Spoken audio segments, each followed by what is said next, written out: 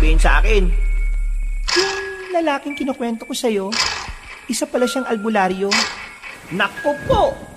Kung minamalas ka nga naman, oh! Danica, huwag kang sumama sa kanya, pakiusap. Patawarin mo ako, Cielo. Dahil sa akin ay nangyari sa'yo yan. Ayun ang apo mo! At iba pang mga kasama mo ay hindi na makakalabas dito. Ha, sakto! Dahil gagawin namin kayong handa sa aming pagtitipon!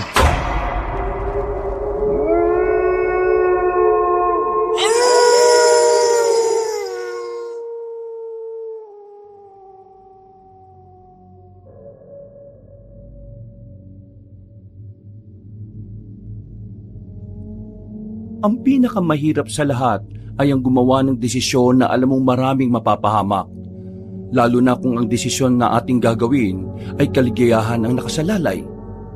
Ano ang gagawin mo kapag tutulambong ang kan mo sa pagmamahalan yung dalawa ng taong iniibig mo ng lubusan? Ipaglalaban mo pa rin ba ito o susunod ka sa idinidikta sa'yo na layuan siya? Ako nga pala si Danica na tubong Bicol at gusto ko lamang ilahad ang aking karanasan.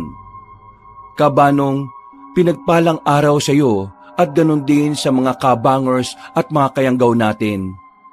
At ito ang aking kwento. Pero bago nating simulan ang kwentong handog ngayong araw, pakipindot na lang po ang subscribe button at pati na rin po ang like at huwag kalimutang mag-comment. Ang inyong suporta ay malaki ang may tutulong sa patuloy na paghahatid namin ng magaganda at makabuluhang kwento. Maraming salamat po sa inyong lahat. At ngayon, sa ating pagpapatuloy. Ama, makinig ka po sa akin. Sana intindihin niyo naman ako. Simple lang naman ang hinihiling ko eh. Itigil niyo na po ang ginagawa niyong pagbiyag sa mga tao. Hindi ko maintindihan kung bakit mas pinipili niyong gumawa ng masama. Habang buhay nilang ba tayo magtatago? Ayos lang ko ba sa inyo na kinatatakutan tayo ng mga tao? Ako ang namumuno dito sa tribo natin. Kaya mas alam ko kung ano makabubuti. Dapat lang talaga na matakot sila sa atin kaysa naman tayo ang matakot sa kanila. Napapagod na ako sa ganitong pamumuhay natin, Ama. Gusto ko na po ng tahimik na buhay. Pwede naman tayong... Hindi ko na naituloy ang sasabihin ko dahil biglang hinawakan ng aking ama ang braso ko. Maigpit na hawak na may halong galit. Nakaramdam ako ng sakit na pisikal dahil sa ginawa niyang yon. Pero sanay na ako dahil bata pa lang ako ay pinalaki niya na ako sa ganoong pamamaraan. Madalas ko nang maisip na kung mahal ba ko ng aking ama. Pero sa tuwing tinatanong ko siya tungkol sa pagmamahal, ay lalo lamang siyang nanggagalaiti sa galit sa akin. Lagi niyang sinasabi na masyado raw akong madrama. Pwedeng ano? Pwedeng pumunta sa ibang lugar at magpanggap na purong tao? Naiba ka na talaga sa naiisip mo eh. Hindi ko alam kung bakit ako nagkaroon ng anak na kagaya mo. Kung nabubuhay lamang ang kuya mo, di sana may katuwang ako sa pangangalaga sa tribo natin. Hindi kagaya mo na puro sarili lang ang iniisip. Napaka-imposible ng pinapangarap mo dahil kahit kailan, hindi tayo matatanggap ng mga tao. Lalo na kapag nalaman nila na aswang tayo. Aswang na kumakain ng sariwang karne at laman ng tao. Itanim mo yan sa kukote mo ha. Ang lahat ng sinasabi ko sa iyo, tandaan mo! Hindi ko na nakaya ang sakit ng higpit ng pagkakahawak ng aking ama sa braso ko, Kabanong. Kaya pinipilit ko yung hilahin. Mangiyak-ngiyak akong tumingin sa mabagsik na mukha ng ama ko. Hindi ko pa rin siya makumbinsi sa kagustuhan ko. Siguro nga, hibang ako, pero yun talaga ang pinapangarap ko. Ang mabuhay ng normal. Gusto ko nang maranasan na hindi kinatatakutan ng mga tao, kaya naman isang plano at desisyon ang nabuo sa isip ko. Hanggang ngayon, hindi kayo makamove on sa pagkamatay ni Kuya. Kaya ako na lang ang laging sumasalo ng galit niyo eh. Hindi naman kasalanan ni kuya na umibig siya sa normal na tao. Kaya lang naman siya namatay dahil protektahan niya yung babaeng minamahal niya. Ngayon na nga ang nakakagalit dun eh. Marami naman siyang pwedeng mahalin. Pero bakit mas pinili pa niya ang ordinaryong tao? Ano nangyari sa pagsuway niya sa akin? O di ba? Nalaman ng taong bayan na isa siyang aswang.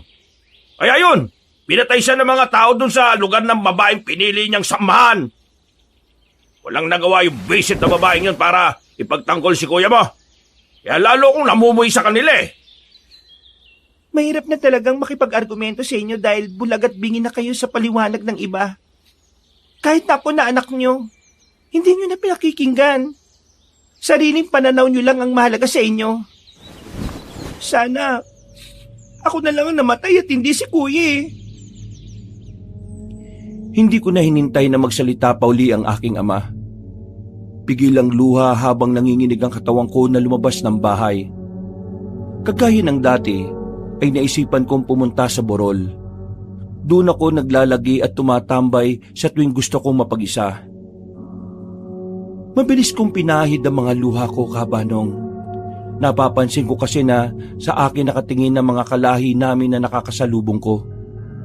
Umiiwas ako nang makita ko si Bernard. Tsak na mangungulit na naman ito. Oh, tani ka. Umiiyak ka na naman ba? Tara muna dito. Baka kasi kailangan mo ng kausap. Saka na nga muna tayo mag-usap. Nagmamadali ako eh.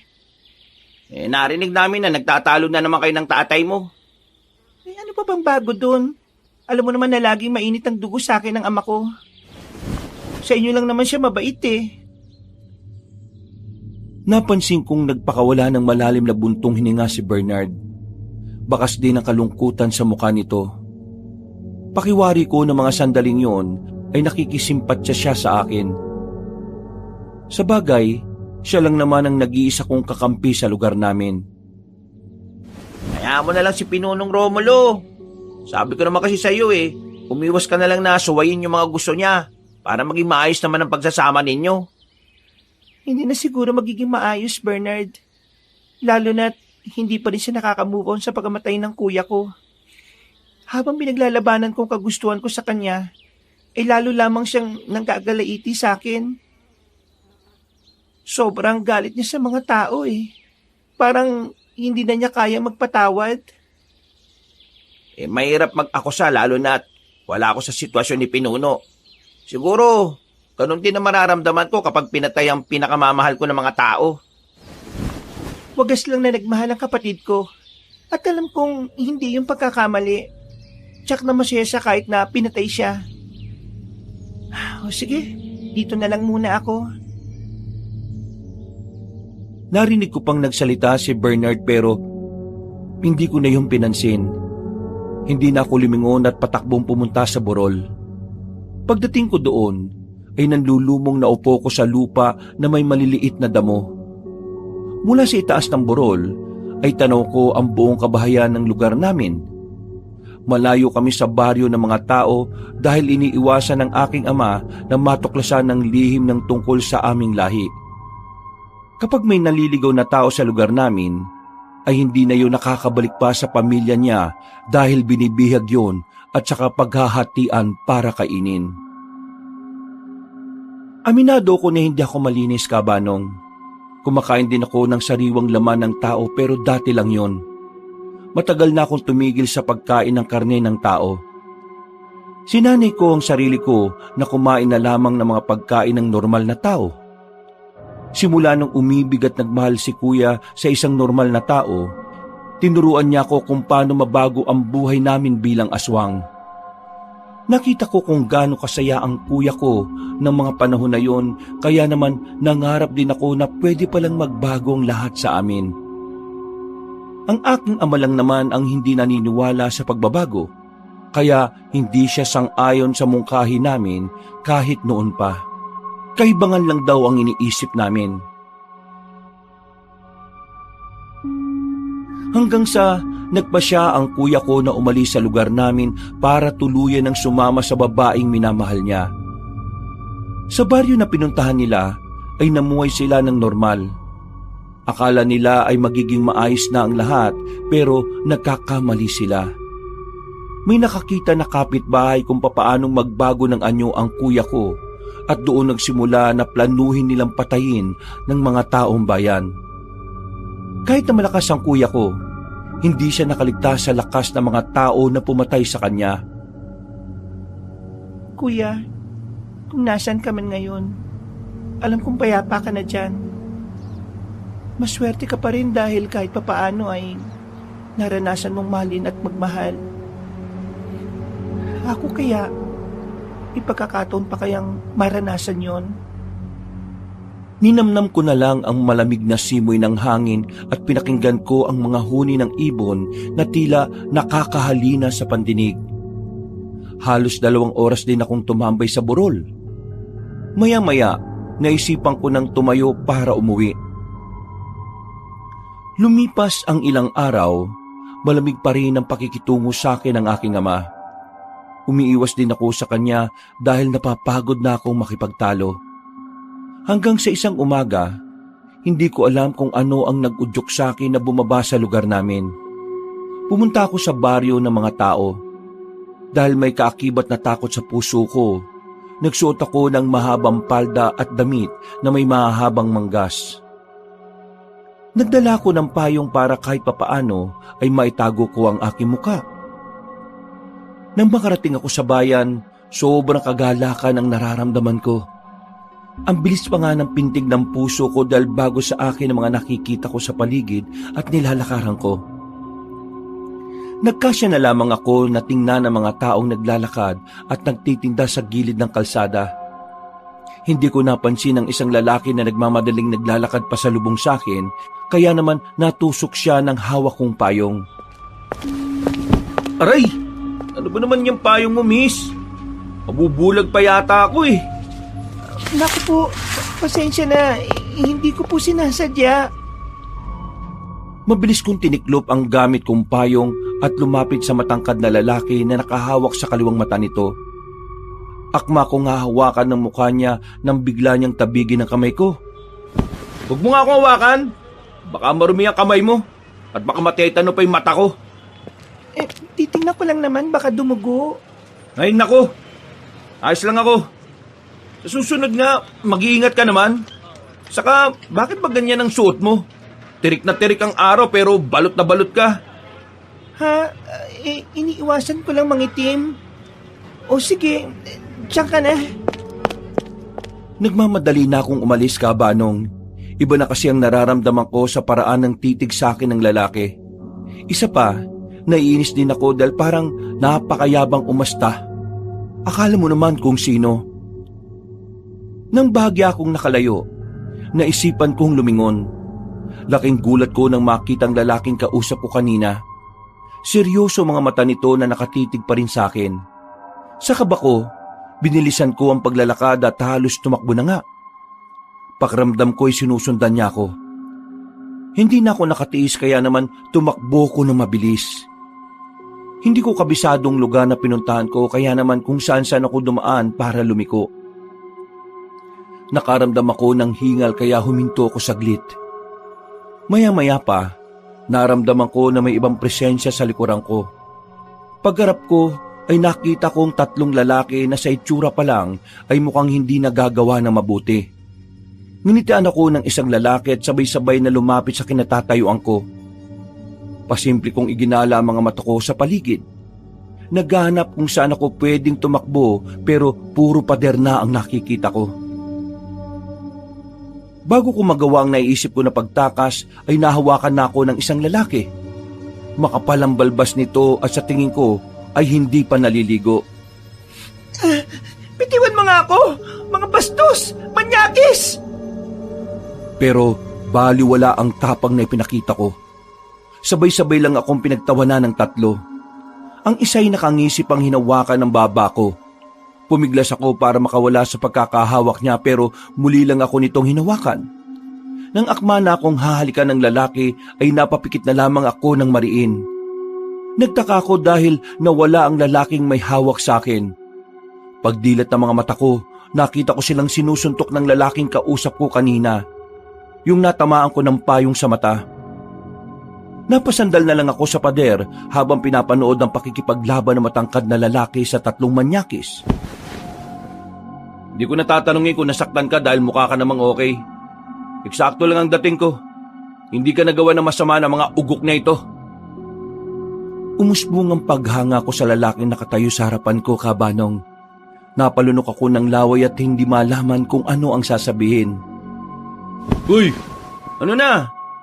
Di ka na nakapagsalita dyan. Para kang natuka ng ahas ah.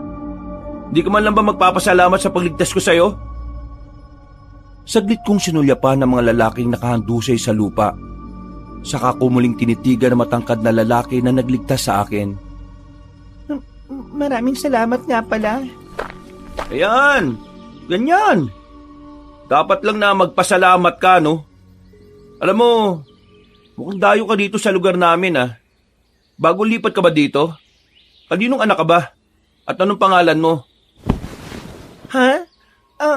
Hindi ko pwedeng sabihin ang pangalan ko eh. Napansin kong nagsalubong ang 2 kilay ng lalaki saka matimitong tumitig sa akin. Para akong yelo na natutunaw sa init ng titig niya, kaya naman nagmamadali na akong magpaalam. Sige, dito na ako. Kailangan ko nang umuwi, baka hinahanap na ako ng ama ko. Uy, teka! Tinatanong pa kita, uy! Baka kung saan ka na naman dumaan, ha? Kapag nakursyada ka na naman dyan na bastusin, hindi na kita tutulungan. Nang makalayo na ako, ay ramdam ko ang malakas na pintig ng puso ko. Ito ang unang pagkakataon na may sumubok na mambastos sa akin. Bigla ko tuloy naisip na mukhang hindi nga ligtas na makisalamuha sa mga normal na tao. Nang makauwi ako sa aming bahay, ay hindi ako nakaligtas sa mapanuring mata at pang-amoy ng aking ama. Alam yata nito kung saan ako nagpunta. Wala ka na ba talagang gagawin kung hindi galitin ako? Lahat na lang ng bawal ginagawa mo ah. Ano na lang ang sasabihin ng mga kalahi natin kapag nalaman nila yung kalokohan na ginawa mo? Lumabas lang naman po ako't gumala para aliwin ang sarili ko. Wala naman po akong ginawang masama ah. Ihintayin ko pa ba na gumawa ka ng masama? Oy, simula bukas hindi ka na aalis pa. Dapat, dito ka lang manatili sa lugar natin. Sumunod ka na lang sana sa mga kagustuhan ko para hindi na tayo nagtatalo pa. Sa inyo lang naman po ang problema eh. Ano? Ano sabi mo? Po, wala po. Sige po, ama. Papasok na po ako sa silid ko. Hindi ako nakinig sa habilin ng aking ama, Kabanong. Kapag wala siya sa aming tahanan, ay sumasalisi ako at umaalis para muling pumunta sa baryo ng mga tao. Hindi mapagkakaila na masaya ako sa palihim na pagtakas na ginagawa ko. Mabuti na lamang ay nakakabalik na ako sa bahay namin bago pa man dumating ang aking ama. Nakadagdag din sa kasiyahan ko ang magkaroon ng pagkakataon na makausap at makadaupang palad ang ibang mga tao sa baryo. Mababait naman pala sila at meron din naman na likas na masusungit at masasama ang ugali. Naisip ko na lang na baka normal lang yon sa mga kagaya nila. Hanggang isang umaga ay tinawag ako ng aking ama. May importante raw kaming pag-uusapan. Naupo ko sa harap niya at tinintay ang sasabihin nito. Nakipagkasundo na ako sa ibang lahi ng aswang Matagal ka ng kursunada ng anak ng pinuno ng mga agaras. Pumayag ako na ipakasal ka sa anak ng aking kaibigan. Po? Ano po? Bakit po kayo kagad nagdesisyon, ama? Hindi niyo man lang ako tinanong kung gusto ko bang magpakasal sa anak ng sinasabi niyong kaibigan? Nasa tamang edad ka na para lumaki sa tahimik Ikaw lang naman ang iniisip ko. Tsaka ko na magiging maayos ang kalagayan at kinabukasan mo kapag sa kanya ka nagpakasal. Hindi po ako papayag, ama. Ako po mamimili kung sino ang pakakasalan at makakasama ko habang buhay. Wala po kayong karapatan na diktahan ako. Luba talaga matigas ang ulo mo ano? Kapakanan mo lamang ang iniisip ko. Ayaw ko lang na kung kani-kanino ka lang magpakasal. Maluktot po talagang isip niyo, ama. Ikinukulong niyo na nga ako dito tapos ngayon, Kayo na magdidesisyon kung paano ang gagawin ko sa buhay ko. Ayon sa gusto mo, ay wala ka na magagawa. Itatakda na namin kung kailan kayo ikakasal. Hindi ko nakayanan ng bigat na nararamdaman ng puso ko, Kabanong. Makahalong galit, hinanakit, sakit at pagkamuhi sa aking ama.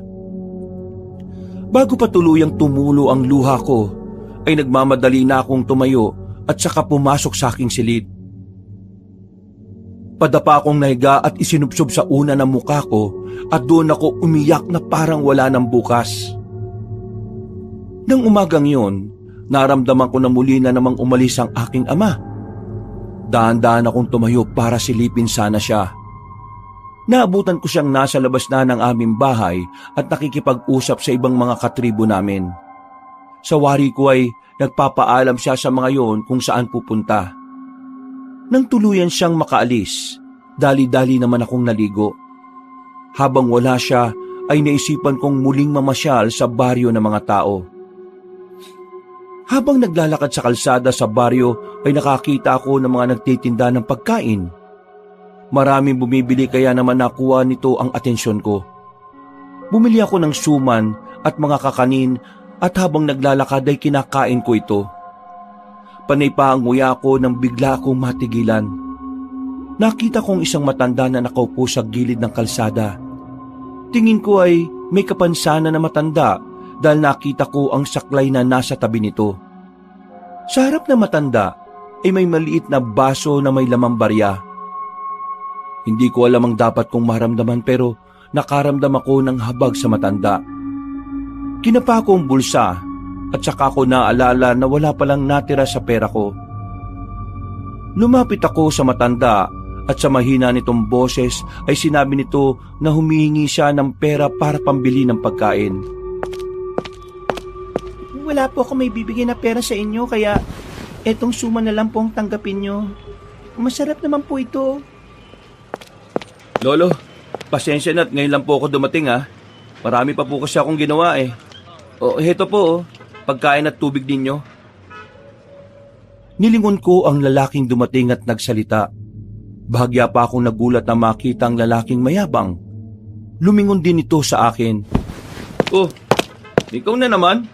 Anong ginagawa mo dito? Binigyan ko lang ng pagkain si Lolo. Baka naman may lason yung binibigay mo ha. Lason? Anong akala mo sa akin, mamamatay tao? Hindi porket maganda ka hindi ka na pwedeng gumawa ng masama ha. Hoy! Huwag mo nga akong pag-isipan na masama. Ikaw nga baka may lason din yung binibigay mong pagkain. Matagal na ako nagbibigay ng pagkain kay Lolo, no? Pero buhay pa naman siya hanggang ngayon.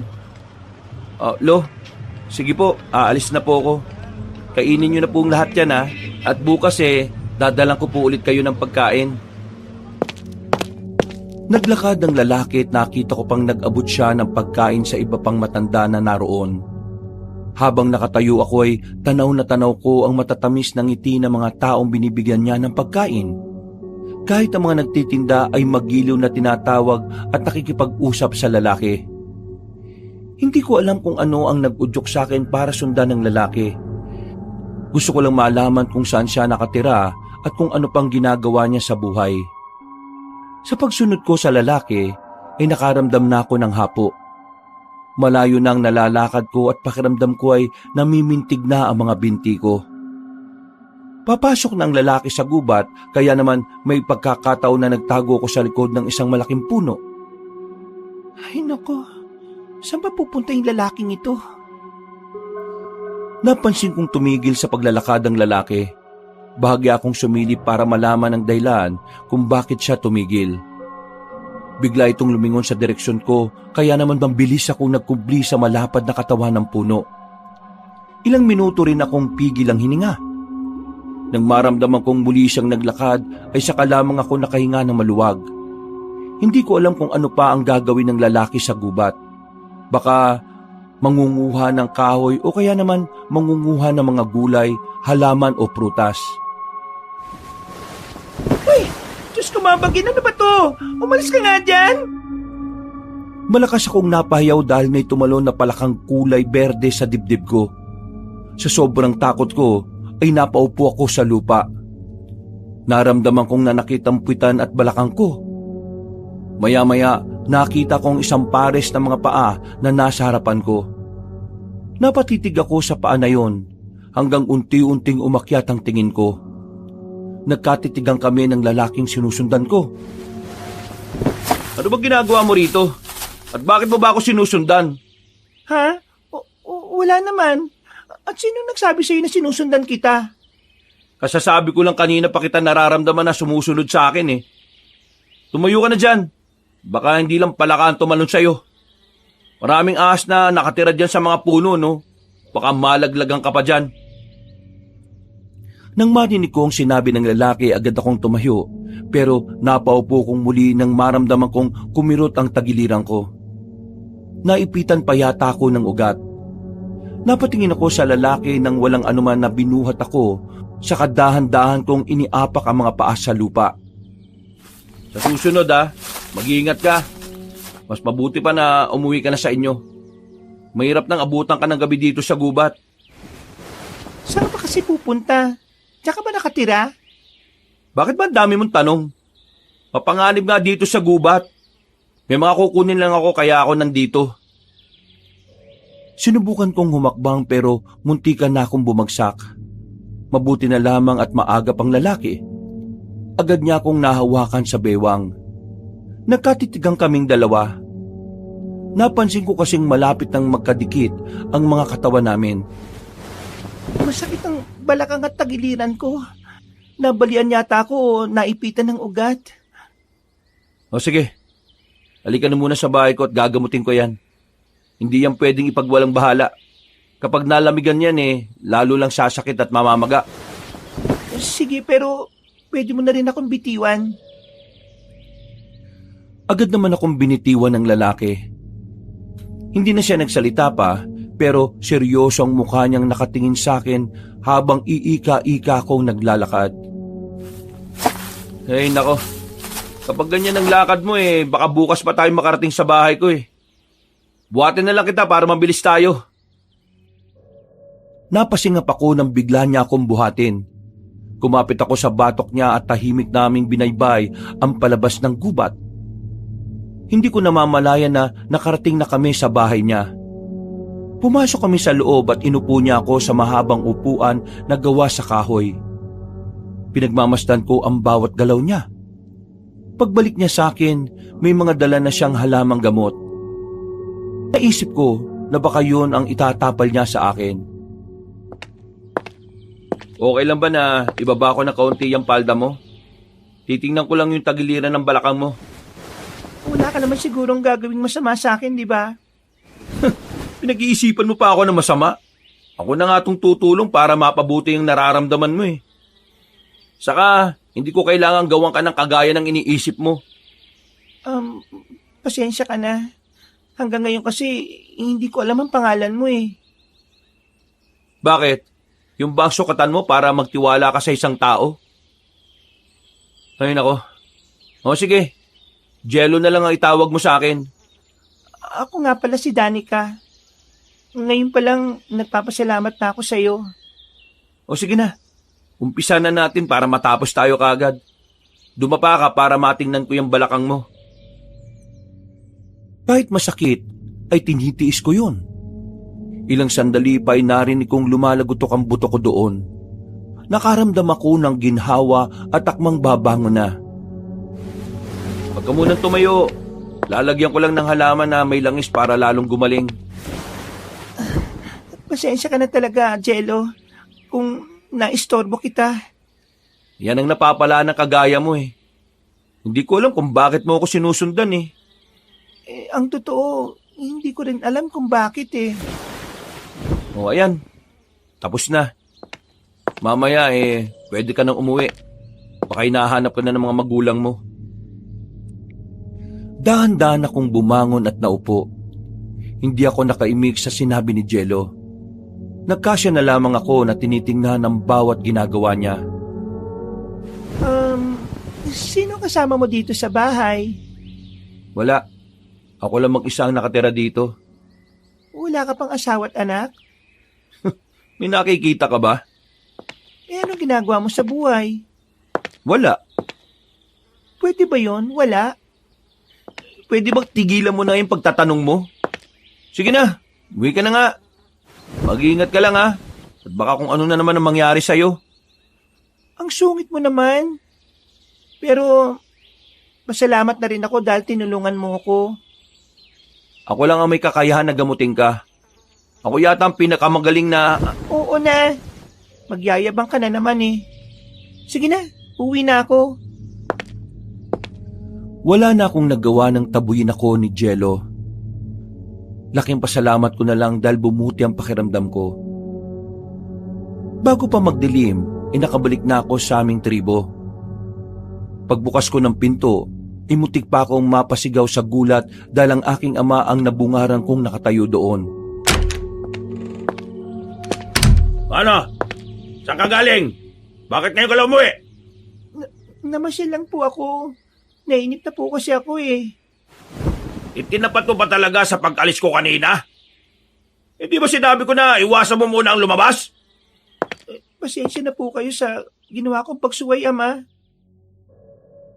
Nagulat naman si Romulo sa mababang tono ng anak. Nawala ang inis niya at saka ito pinapasok. Kumain na po ba kayo? Kumusta po ang lakad nyo kanina? Hindi pa ako kumakain pero busog pa naman ako. Dahil kumain ako doon sa pinuntahan kong handaan kanina. Tungkol naman sa lakad ko ayos naman. Ikaw, kumain ka na ba? May mga uwi akong pagkain dyan. Kumain ka na muna. Maraming salamat po, Ama. Sige po, magpapahinga po muna ako. Mamaya kakainin ko po yung mga dala niyong pagkain. Maluwang ang pagkakangiti ng aking ama ng mga sandaling yon, Kabanong. Siguro ay natutuwa siya dahil maayos ang pakikitungo ko sa kanya. Nagkunwari lang akong mabait dahil kung patuloy ako makikipagtalo sa kanya ay baka lalo lamang niya akong higpitan.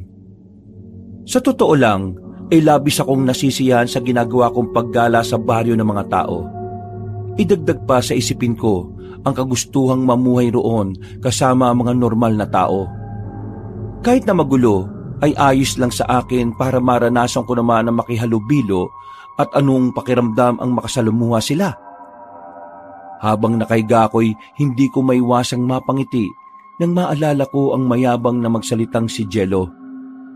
Kahit na hambog ito, ay nararamdaman kong malaki ang puso niya para sa mga tao. Kinabukasan ng umaga, pagkagising ko'y maganda ang pakiramdam ko. Lumabas ako sa aming bahay nang nakangiti at yun naman ang agad na napansin ni Bernard. Uy, parang nananaginip ka pa yata ah. Matulog ka kaya muna ulit. Gising na ako, no? Masaya lang ang umaga ko. Mukhang masaya ka dahil nagkaayos na kayo ni Pinuno. Isa na rin yun pero mas masaya ako dahil may bago akong nakilala. Uy, sino naman yun? Sikreto lang. Baka ipagkalat mo eh. Sus, ano naman ang mapapala ko kung ipagkakalat ko yung sikreto mo? Magkaibigan tayo, di ba? Wala ka bang tiwala sa akin? Ako lang naman ang napagsasabihan mo ng lahat eh. Sa bagay, tama ka naman. Ganito kasi, pumunta ako sa baryo ng mga tao at may nakilala nga akong lalaki doon. Mayabang nga lang pero mabait naman. Nako naman, baka malaman niya ni Pinuno ha. Tsak na magagalit na naman yun sa'yo. Alam ko magagalit siya kaya nga sabi ko diba, sikreto nga lang. Malalaman niya yan kapag sinabi mo dahil ikaw lang naman ang pinagsabihan ko eh. Ay nako, ikaw talagang babae ka oh. Ano ba pumasok dyan sa utak mo para gawin yan? Yung totoo, gusto ko lang naman makasalamuha sila para malaman ko kung totoo ba yung sinasabi ni Ama na masasamang tao sila. O ano naman ba ang tingin mo? Para rin naman silang tayo eh. May mabubuti at may masasama. Kung gusto mong malaman, bumaba ka rin sa baryo nila. Ay nako, ayoko, mahirap na no. Baka maingganyo pa ako dun. Baka hindi na ako bumalik dito sa atin. Desisyon mo naman kung yun ang pipiliin mo eh. Ano naman ba itsura ng lalaking nakilala mo? Itsura ba ka mo? Gwapo rin naman siya. Matangkad. moreno ang balat. Mas gwapo pa sa akin? Gwapo ka pa rin naman, pero para sa akin mas angat siya sa'yo ng konti Sus, kala ko pa naman, ako na ang pinakagwapo. Meron pa palang masigit. Natawa ko sa sinabi ni Bernard Cabanong. Nagkwentuhan pa kami. Ikinuwento ko sa kanya ang naging karanasan ko sa tuwing pumupunta ako sa baryo ng mga tao. Basta lagi kang mag-iingat ha. At sana, hindi nila malaman kung anong totoo mong pagkatao. Para hindi ka nila katakutan pagdating ng araw. Lumipas sa mga araw. Naging maayos at maganda naman ang pakikitungo namin ng aking ama sa isa't isa. Kagaya ng dati, kapag umaalis siya ay sumasalisi pa rin ako para pumunta sa baryo ng mga tao. Napadalas na rin ang pakikita namin ni Jello. Minsan ay pinapasyal niya ako sa mga lugar sa baryo nila. Namanga ako dahil sa bagong karanasan at kahit papaano ay masaya ako dahil nagkaroon ako ng iilang kaibigan sa tulong na rin ni Jello. Doon ko napatunayan, Cabanong, na hindi naman pala totoong masasama ang mga tao. Maayos ang pakikitungo nila sa akin. Isang bagay na lubos kong pinagpapasalamat. Alis muna ako, Danica. May kailangan lang akong puntahan. Kung alis ka, huwag ka lang magpapaabot ng gabi, ha? Saan po pala kayo pupunta, Ama? Pupuntahan ko lang yung kaibigan ko. Baka bukas na ako makabalik. Ganun po ba? Sige po, mag-iingat po kayo, Ama. Uwian niyo na lang po ka ng pasalubong, ha? Ano bang gusto mong pasalubong? Kahit na ano po, kayo na pong bahala. Nang makalis si ama ay halos magtatalon ako sa tuwa, Cabanong. Mukhang nagbago na ang ihip ng hangin. Nagiging mabait na siya sa akin. Pinayagan pa akong umalis at gumala. Dali-dali akong naligo at nagbihis. Nagpahid pa ako ng pulbo at kaunting pampapula sa labi. Pagkalabas ko, ay nakasalubong ko si Bernard na may dalang isang malaking baboy ramo. Uy, mukhang mamamasil ka na naman ha. Oo, at alam mo kung saan ako pupunta? Nagpaalam ka ba kay Pinuno? Umalis si Ama saka pinayagan niya akong gumala. Mamaya ka na umalis. Tikman mo muna tong dala ko. Naku, hindi na. Kainin mo na lang yan. O sige na, dito na ako. Pakanta-kanta pa ako habang naglalakad. Nang makarating ako sa baryo ng mga tao, ay bumili ako ng suman sa matandang nagtitinda na lagi kong binibilhan. Binati ako nito at sinabing kakaiba ang aura ko nung araw na yon. Lahat ng papuri na natatanggap ko ay nagpapasaya sa puso ko. Habang naglalakad, ay kinakain ko ang biniling suman. Maya-maya pa ay naramdaman kong may sumabay sa aking paglalakad. Nalingunan ko si Jello. Uy, mamimili ka ba? Oo wala na kasi ako mga kasangkapan sa pagluto sa kusina. Tapos ka na bang mamili? Hindi pa naman. Sama ako? Ayos lang ba? Pwede naman. Basta tutulong ka magbuhat ha. Kung magaan lang naman pwedeng-pwede. Matagal ka nang lagi sumasama sa akin pero hanggang ngayon hindi mo pa rin sinasabi sa akin kung saan ka nakatira. Sa kabilang bayan pa kasi ako nakatira Kabilang bayan? Bakit nakakarating ka rito? Wala lang. Nakakainip kasi dun sa lugar namin kaya naisipan kong kumala. At dito ako napapadpad. Kaya pala. Siguro, puro pangit ang nakatira dun sa baryo ninyo, no? Uy, hindi naman. Marami ring magaganda at gwapo sa amin. Huwag ka na nga maraming tinatanong dyan. Mamili na lang tayo. Namili na nga kami at nang matapos ay pilit kong kinukuha ang ibang mga pinamili ni Jello pero ayaw nitong ibigay ang mga dala nito sa akin. Seryoso ang mukha nito habang naglalakad kami. Pagdating sa bahay niya ay nadatnan namin sa labas ang isang matandang lalaki. Agad na nagmano si Jello sa nasabing matanda. Nakatingin na matanda sa akin kaya naman ginaya ko ang ginawa niya. Nagmano rin ako sa matanda. Olo, bakit nandito po kayo sa labas? Sana pumasok na kayo sa loob. Hinihintay talaga kita po. Kumusta po ba kayo? Mabutit naisipan yung dalawin ako. Napanaganiban nga kita kagabi kaya ako naisipang dalawin ka Tungkol naman po saan yung napanaginipan nyo? Masamang panaginip. Sa panaginip ko pinatay ka raw ng pinuno ng mga aswang. Nagulat ako nang marinig ang sinabi ng matanda. Napatingin ako sa kanya habang nakikinig sa kwento nito. Nakaramdam din ako ng kakaibang kaba, lalo na kapag napapatingin sa akin ang matanda. Teka. Sino nga pala yung magandang binibini na kasama mo? Kasintahan mo na ba siya, Apo? Ay, nakakalimutan ko ipakilala sa inyo, Lo. Siya nga po pala si Danica. Sa kabilang bayan siya nakatira at bagong kaibigan ko po siya. Ay, nako. Akala ko mabibigyan mo na ako ng Apo. Ay, kaibigan mo lang pala.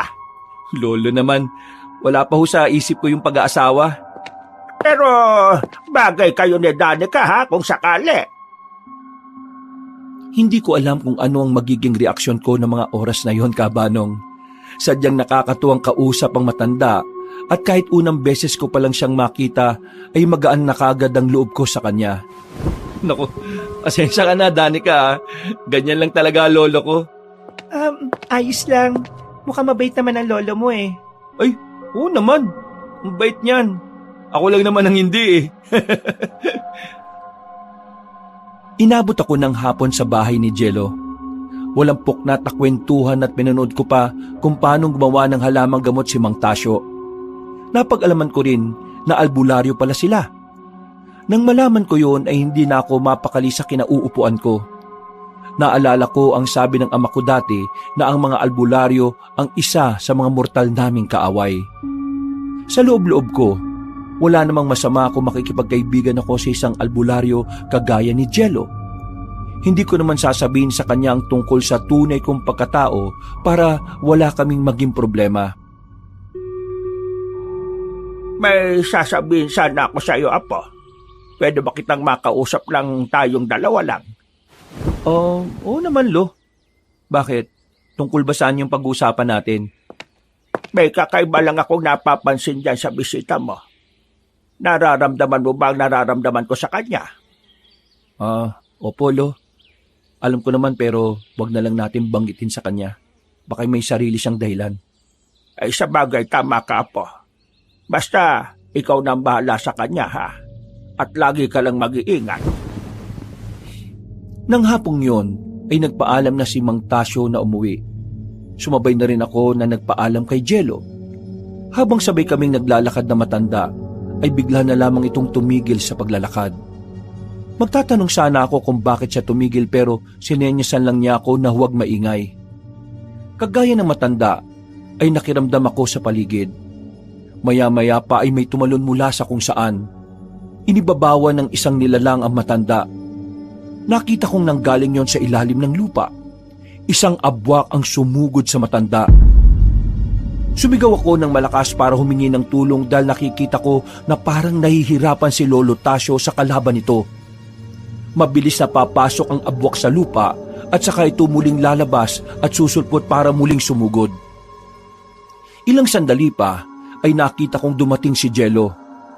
May hawak itong espada. Nakaramdam ako ng kaba na makita ang espadang yon. Nararamdaman kong malakas ang enerhiya na nanggagaling doon. Walang inaksayang pagkakataon si Jello. Tinulungan nito ang matanda at sinabing siya na ang bahalang umarap sa abwak na aswang. Tila alam na alam ni Jello kung saan lalabas ang abwak.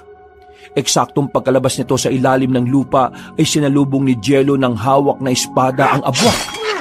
Tinamaan ito at nahati sa dalawa ang katawan. Narinig ko pa ang mahinang pag-ungol ng abwak bago ito malagutan ng hininga. Hindi kayo sasantuin ng espada ko! Eksakto ang dating mo. Matanda na talaga ako kaya medyo mahina na sa pakikipaglaban. Ayos ka lang ba, Danica? Oo. Ayos lang naman ako. Ang mabuti pa ihatid ko na kayo hanggang sa sakayan sa bayan. Baka bigla na namang may manalasang aswang Talaga bang may naliligaw na mga aswang dito sa lugar ninyo? Oo, marami. Kilala kasi kaming albularyo nila Lolo. Kaya kami ang madalas na puntirihin ng mga pangit na yan. Anong dahilan nila para gambalain kayo? Simple lang. Gusto lang nilang gumanti dahil marami na kaming napapatay mula sa lahi nila. Sa bayan nyo ba? Walang mga aswang? Ha? Meron din naman pero hindi pa ako nakakita ng aswang eh. Ngayon pa lang ang una. Kaya lagi kang mag-iingat ha, lalo na kapag gumagala ka. Oo. Maraming salamat sa paalala. Pagdating sa sakayan sa bayan ay pinauna namin makasakay si Mang Tasyo. Tinanong ako ni Jello kung saan ako sasakay. Sinabi ko na lang na may hihintayin akong sundo para pwede na niya akong iwanan. Nakinig naman si Jello at umuwi na pabalik sa bahay nito. Nang matanong kung malayo na si Jello, ay saka naman ako nagmamadaling umalis. Gabi na nang makarating ako sa bahay namin. Wala pa ang aking ama at mukhang kinabukasan na nga siya uuwi. Naisipan kong tumambay sa labas ng bahay namin habang binabalikan sa isip ang mga nangyari nung buong araw na yon. Hoy, parang ang lalim ng iniisip mo ah. Kanina pa ako nandito pero hindi mo man lang ako napapansin. Ay, pasensya ka na ah. May gumugulo lang sa isip ko. Tungkol saan ba yan? Pwede mo bang sabihin sa akin? Yung lalaking kinukwento ko sa'yo, isa pala siyang albularyo. Naku po! Kung minamalas ka nga naman, oh! Lalong hindi niya dapat malaman ng tungkol sa tunay kong pagkatao. Baka patayin niya ako kagaya ng abwak na pinatay niya kanina. Ano? Nakita mo kung paano niya pinatay yung aswang na abwak? Oo. Malakas siya, pati na ang armas na tangan niya. Sigurado ko na alaga yun sa dasal at may karga. Kung ako sa'yo, mas makabubuti kung iiwasan mo na yung taong yun. Baka yan pa yung kapahamak mo pagdating ng araw eh. Hindi mo naman siguro nakakalimutan yung tungkol sa sinapit ng kuya mo. Hindi ko nakakalimutan hanggang ngayon. Yun nga ang dahilan kaya labis ang galit ni ama sa mga tao. Hanggang ngayon inaalam at hinahanap pa rin niya kung sino yung pumatay sa kuya ko. Baka lang kasi magaya ka sa kanya habang maaga pa huwag ka nang pumunta sa baryo ng mga tao. Ng mga sandaling yon, Kabanong, ay nakaramdam ako ng kalituhan sa isip at puso ko. May bahagi ng utak ko ang nagdidikta na iwasan ko na si Jello pero iba ang dinidikta ng puso ko. Nang gabing yon, habang nakahiga ako sa silid ko, hindi pa rin mawaglit sa isipan ko kung paano pinatay ni Jello ang mga aswang. Ilang araw akong nanatili sa baryo namin. Hindi muna ako pumunta sa baryo ng mga tao. Isang gabi ay nagkaroon kami ng panauhin. Wala sa hinagap ko na yun na pala ang lalaking itinakda sa akin ni ama para pakasalan ako. Gwapo naman ang anak ng pinuno ng mga agaras. Pero alam kong wala akong nararamdaman sa kanya. Masiyahin ang lalaki at palaging nakangiti habang kinakausap ako. Hindi ko alam pero habang nakatitig ako sa kanya ay mukha ni Jello ang lumilitaw sa diwa ko. Pinakitunguhan ko naman na maayos ang binata. Utos kasi yon ng aking ama.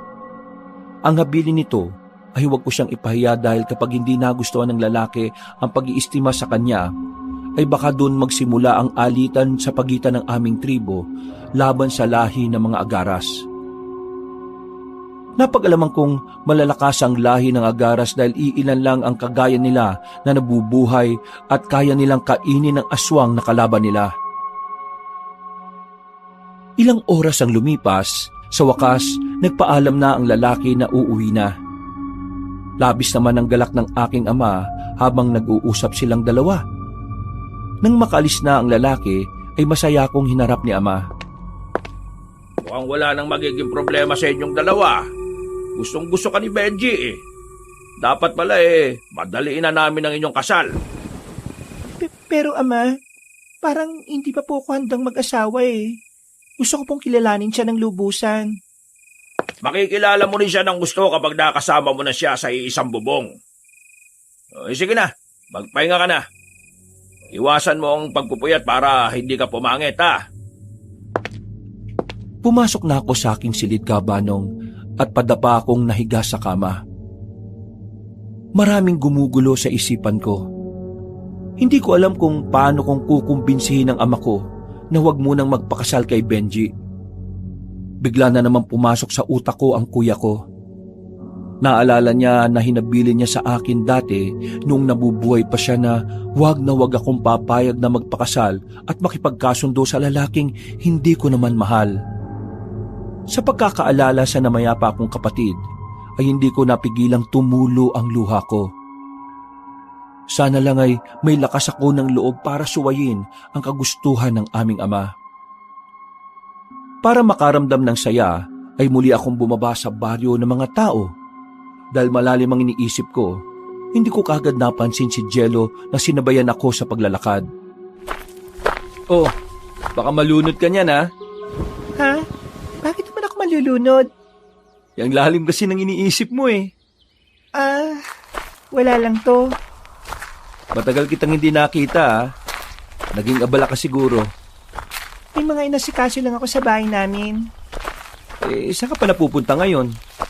Pupuntahan sana kita sa bahay mo eh. Oo, sige. Sakto. Magluluto ako ngayon. Sabay ka na namin kumain.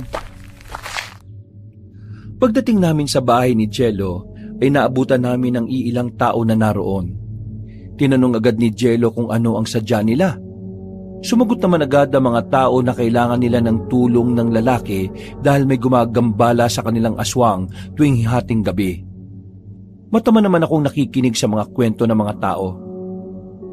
Sige, ako nang bahala sa mga aswang na yan. Magsiuwi na muna kayo at mamayang gabi o bukas ng gabi lalabanan ko sila. Nang makaalis na ang mga tao, ay saka naman inasikaso ni Jello ang lulutuing tinolang manok. Wala akong imik nun. Gusto ko sana magtanong sa kanya tungkol sa mga aswang na nilalabanan nito. Pero natakot ako na baka makahalata ito na isa akong kaaway niya. Nagkasya na lamang akong tingnan ang ginagawa ni Jello. Pagkatapos namin kumain, ay inilabas ni Jello ang lahat ng armas na ginagamit niya sa pakikipaglaban. Hindi ako makalapit sa mga armas na yon dahil nararamdaman ko ang kakaibang lakas na nagmumula roon. Bago maramdaman ito na isa akong aswang, nasa teritoryo pa naman niya ako, kaya walang kahirap-hirap niya ako mapapatay kung sakali. Jello, may tanong ako. Hindi ka ba nakakaramdam ng takot sa tuwing nakikipaglaban ka sa mga aswang? Ha? Hindi. Dapat nga sila matakot sa akin eh. Dahil hindi sila sasantuhin ng espada ko. Saan mo pala nakuha yung mga sandata na yan? Eto, nagmula pa ito sa kanununuan namin. Ipinamana kay Lolo tapos ngayon, ipinamana niya sa akin. Kung sakaling magkakaanak ako, siya naman ang magmamana nito kung sakali. Anak? Pangarap mo makaanak? Oo naman. Lahat naman ng tao yun ang pinapangarap. Bakit ikaw? Wala ka pa bang anak? Malamang wala pa. Wala nga akong asawa eh. Paano naman ako magkakaanak saka wala pa sa isip ko yan. Baka hindi ko lang siya makayanang alagaan eh. Hindi naman biro kasi ang bumuo ng pamilya. Oo. Tama ka naman. Kaya dapat handa ka na kung sakaling bubuo ka ng pamilya. Dugo, pawis, luha, emosyonal at mentalidad ang kailangan mong ialay sa kanila eh. Hapon na magpaalam akong uuwi na. Habang naglalakad ako palabas ng gubat ay napansin kong biglang dumilim ang langit. Narinig ko ang malakas na kulog kaya lalo kong nagmadaling maglakad. Ilang saglit pa ay may sumulpot na isang nilalang sa harapan ko. Napatigil ako sa kinatatayuan ko. Nakangisi ang isang bangkilan habang nakatitig sa akin. Naging alerto ang mga mata at pakiramdam ko. Alam ng bangkilan na nasa harapan ko na isa rin akong aswang, kaya tinanong niya ako kung ano ang ginagawa ko sa bahay ng isang albularyo. Kung ganun ay kanina pa siya nagmamasid sa akin. Ano bang pakialam mo kung anong ginagawa ko sa bahay ng albularyo? Kinabahan ako nang muling sumagot ang bangkilan at nagwika na baka raw malaman ng ama ko ang aking ginagawa. Naningkita mga mata ko sa galit kaya naman wala akong ibang pagpipilian kundi sugurin at labanan ng ibang lahi ng aswang. Kapag nagkataon ay magkakaroon pa ako ng malaking problema kapag nalaman ng aking ama ang pagpunta ko sa baryo ng mga tao, lalo na sa bahay ng isang albularyo. Hindi nagtagal ay bumuhos ang malakas na ulan kasabay ng kulog at kidlat. Humanda ako sa pakikipaglaban sa bangkilan na nakangisi sa akin. Marami pa itong sinabi na lalo lamang nagpatindi sa nararamdaman kong galit. Sumugod ako pero mabilis akong nailaga ng aswang. Humagikit pa ito habang nasa ere. Muli na sana akong susugod pero naunahan ako ng bangkilan. Kinalmot niya ako sa dibdib. Nakaiwas naman ako kaya ang suot kong damit ang nahagip na mga kuko niya. Napayuko ako para tingnan ang napunit kong damit sa bandang dibdib. Lumabas ang kalahati ng dibdib ko at nanlilisik ang mga mata na sumugod sa aswang. Hindi ko alam ang nangyari. Bigla na lamang may dumaan sa likod ko na parang hangin sa bilis. Nakita ko na lang na iba na ang katunggali ng bangkilan. Kagaya ng unang nasaksihan ko, agad na napatay ni Jello ang aswang. Gamit ang espada nito na napugot ang ulo ng aswang. Walang buhay na bumagsak sa lupa ang aswang. Nung lumapit sa akin si Jello, ay kinumusta nito kung ayos lang ba ang kalagayan ko. Oo, ayos lang naman ako. Mabuti na lang at naramdaman kong may nangyayaring panganib sa paligid. Basang-basa ka at nasira pa damit mo. Halika muna sa bahay para makapagpalit ka. Walang imik na sumunod ako kay Jello, Kabanong. Pagdating sa bahay niya ay kumuha siya ng tuwalya at pinuna sa buhok. Nakatingin naman ako sa mukha niya habang inaasikaso niya ako. Pagkatapos mo magpalit ng damit uminom ka muna ng mainit na kape para mainitan ka. Hindi pa rin ako umiimik at nanatiling nakatitig lamang kay Jello. Hindi ko mapigilan ang sarili ko at bigla ko nalang niyakap ang lalaki. Ramdam ko ang pagkagulat sa reaksyon ni Jello pero unti-unting naramdaman ko na gumanti siya ng yakap sa akin. Huwag ka na matakot. Pinatay ko na yung aswang na sumugod sa iyo kanina. Walang mangyayari masama sa iyo hanggat nakatayo at malakas ako. Hindi ako sumagot. Niluwagan ko ang pagkakayapos kay Jello at saka ko siya hinalikan sa labi. Hindi ko alam kung anong nag-udyok sa akin gawin yun, Kabanong. Nung unay, nakaramdam din ng pagkalito si Jello hanggang sa gumanti na rin siya ng halik. Nang gabing yon, ay may nangyari sa amin. Yun ang una kong karanasan at hindi ko naman pinagsisihan. Kinabukasan, nang makauwi ako sa amin, ang seryoso at pigil na galit ng aking ama ang sumalubong sa akin ng umagang yon. Isang sampal ang iginawad niya sa akin. Natulala ko at hindi kagad nakakilos dahil sa sakit na natamo ko. Ipinatong ko ang kanang kamay sa pisngi kong nasaktan. Saan ka ba galing ha? At ngayon ka lang umuwi? Alam mo bang sobra ako nag-alala sa'yo? Wala pa kagabi? Halos baliktarin ko na itong buong lugar natin para mahanap ka Nagpunta pa kami sa gubat at baka naroon ka pero hindi ka namin nakita. Ngayon, maming ka. Saan ka nanggaling? Pumunta po ako sa isang kaibigan, Ama. Kaibigan? Sinong kaibigan yan? At saan nakatira? Malayo po ang bahay niya Umulan po kagabi kaya hindi na po niya ako pinauwi kaya doon muna ako nagpalipas ng gabi.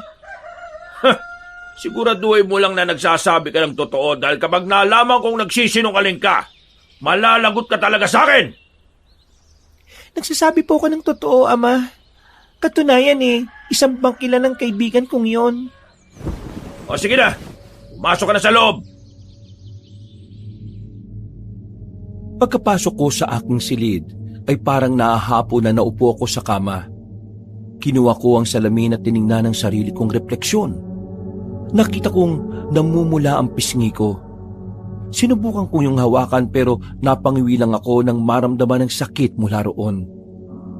Nahiga ako sa kama at saka muling inalala ang masusuyong haplos ni Jello sa buong katawan ko. Napapikit ako at muling nakaramdam ng kakaibang init.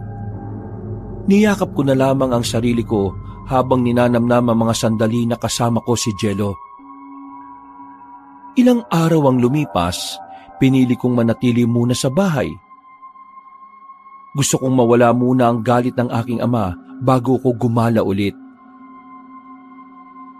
Sa pananatili ko sa aming bahay, halos gabi-gabi namang dumadalaw si Benji sa akin. May dala rin itong mga alahas na ibinibigay sa akin. Ayaw ko man tanggapin pero kailangan ko siyang pakitunguhan na maayos para hindi makalata ang aking ama na tutol ako sa pagpapakasal sa lalaki. Isang umaga, nagising ako na may malungkot na pakiramdam. Ang totoo, namimiss ko na ang presensya ni Jello. Panay ang buntong hininga ko habang nakatulalang nakatingin sa mga halaman sa aming bakuran. Uy, bakit mo kang malungkot ka yata, ha? Dapat nga masaya ka dahil malapit ka ng ikasal, ha? Ayaw ko magpakasal kay Benji. Hindi ko alam kung paano ko sasabihin sa ama ko tungkol dito nang hindi siya nagagalit eh. Nakto, mukhang malabo yung iniisip mo. Excited pa naman si Pinuno eh. Alam mo bang kalat na dito sa buong tribong tungkol sa pagpapakasal mo sa anak ng pinuno ng Agaras? Iba ang mahal ko. At hindi ako magpapakasal sa hindi ko mahal. At wala akong nararamdaman. May mahal ka ng iba? Eh sino naman yan? Si Jello. Yung lalaking kinukwento ko sa'yo. Nakto, sa tao ka pa talaga umibig?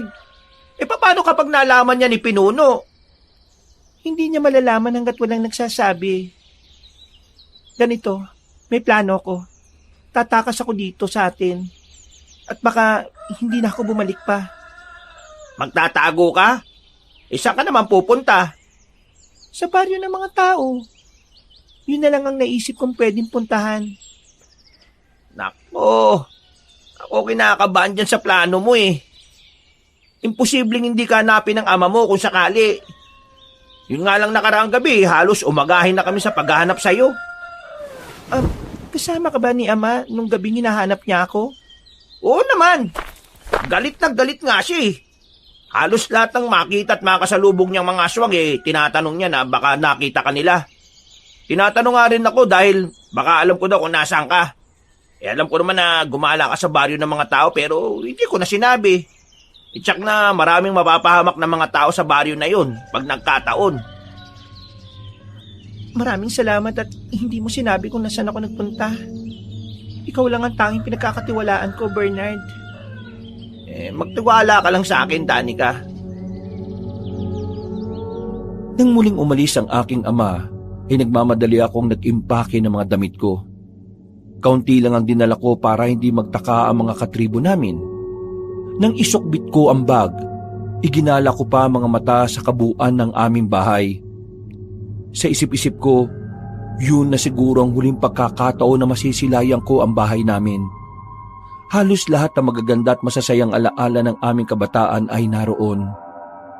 Naalala ko pa ang nanay at kuya ko na parang nakikita ko sila sa bawat sulok ng bahay. Bago pa tumulo ang luha ko, nagpasya na akong umalis. Hindi ako nagpahalata sa mga nakakasalubong namin. Nakita ko pa nga si Bernard na nakatanaw sa akin pero hindi na ako nag-abalang kausapin pa siya.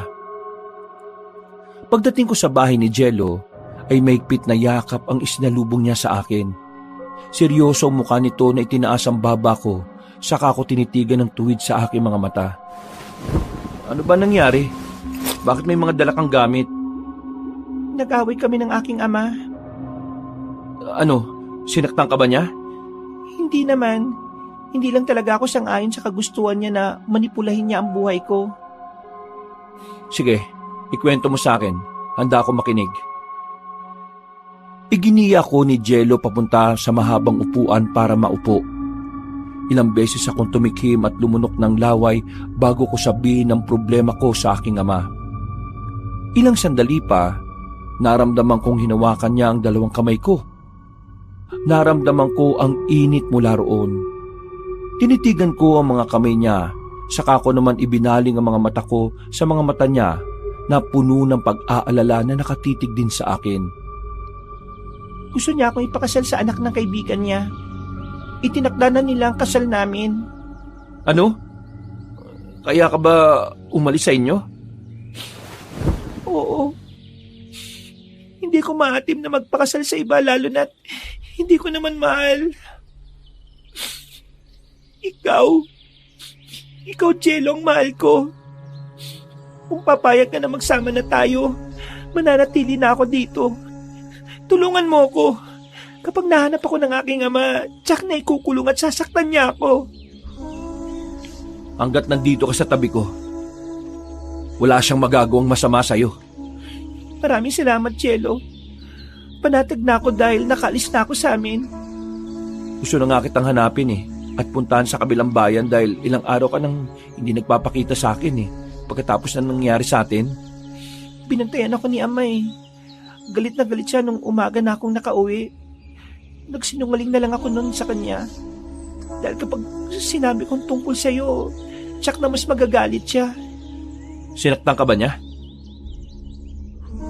Marahang tango lang ang tanging naisagot ko kay Jello Cabanong.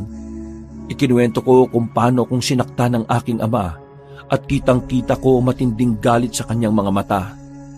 Napansin ko rin na gumalaw ang panga niya na parang nagtitimpi.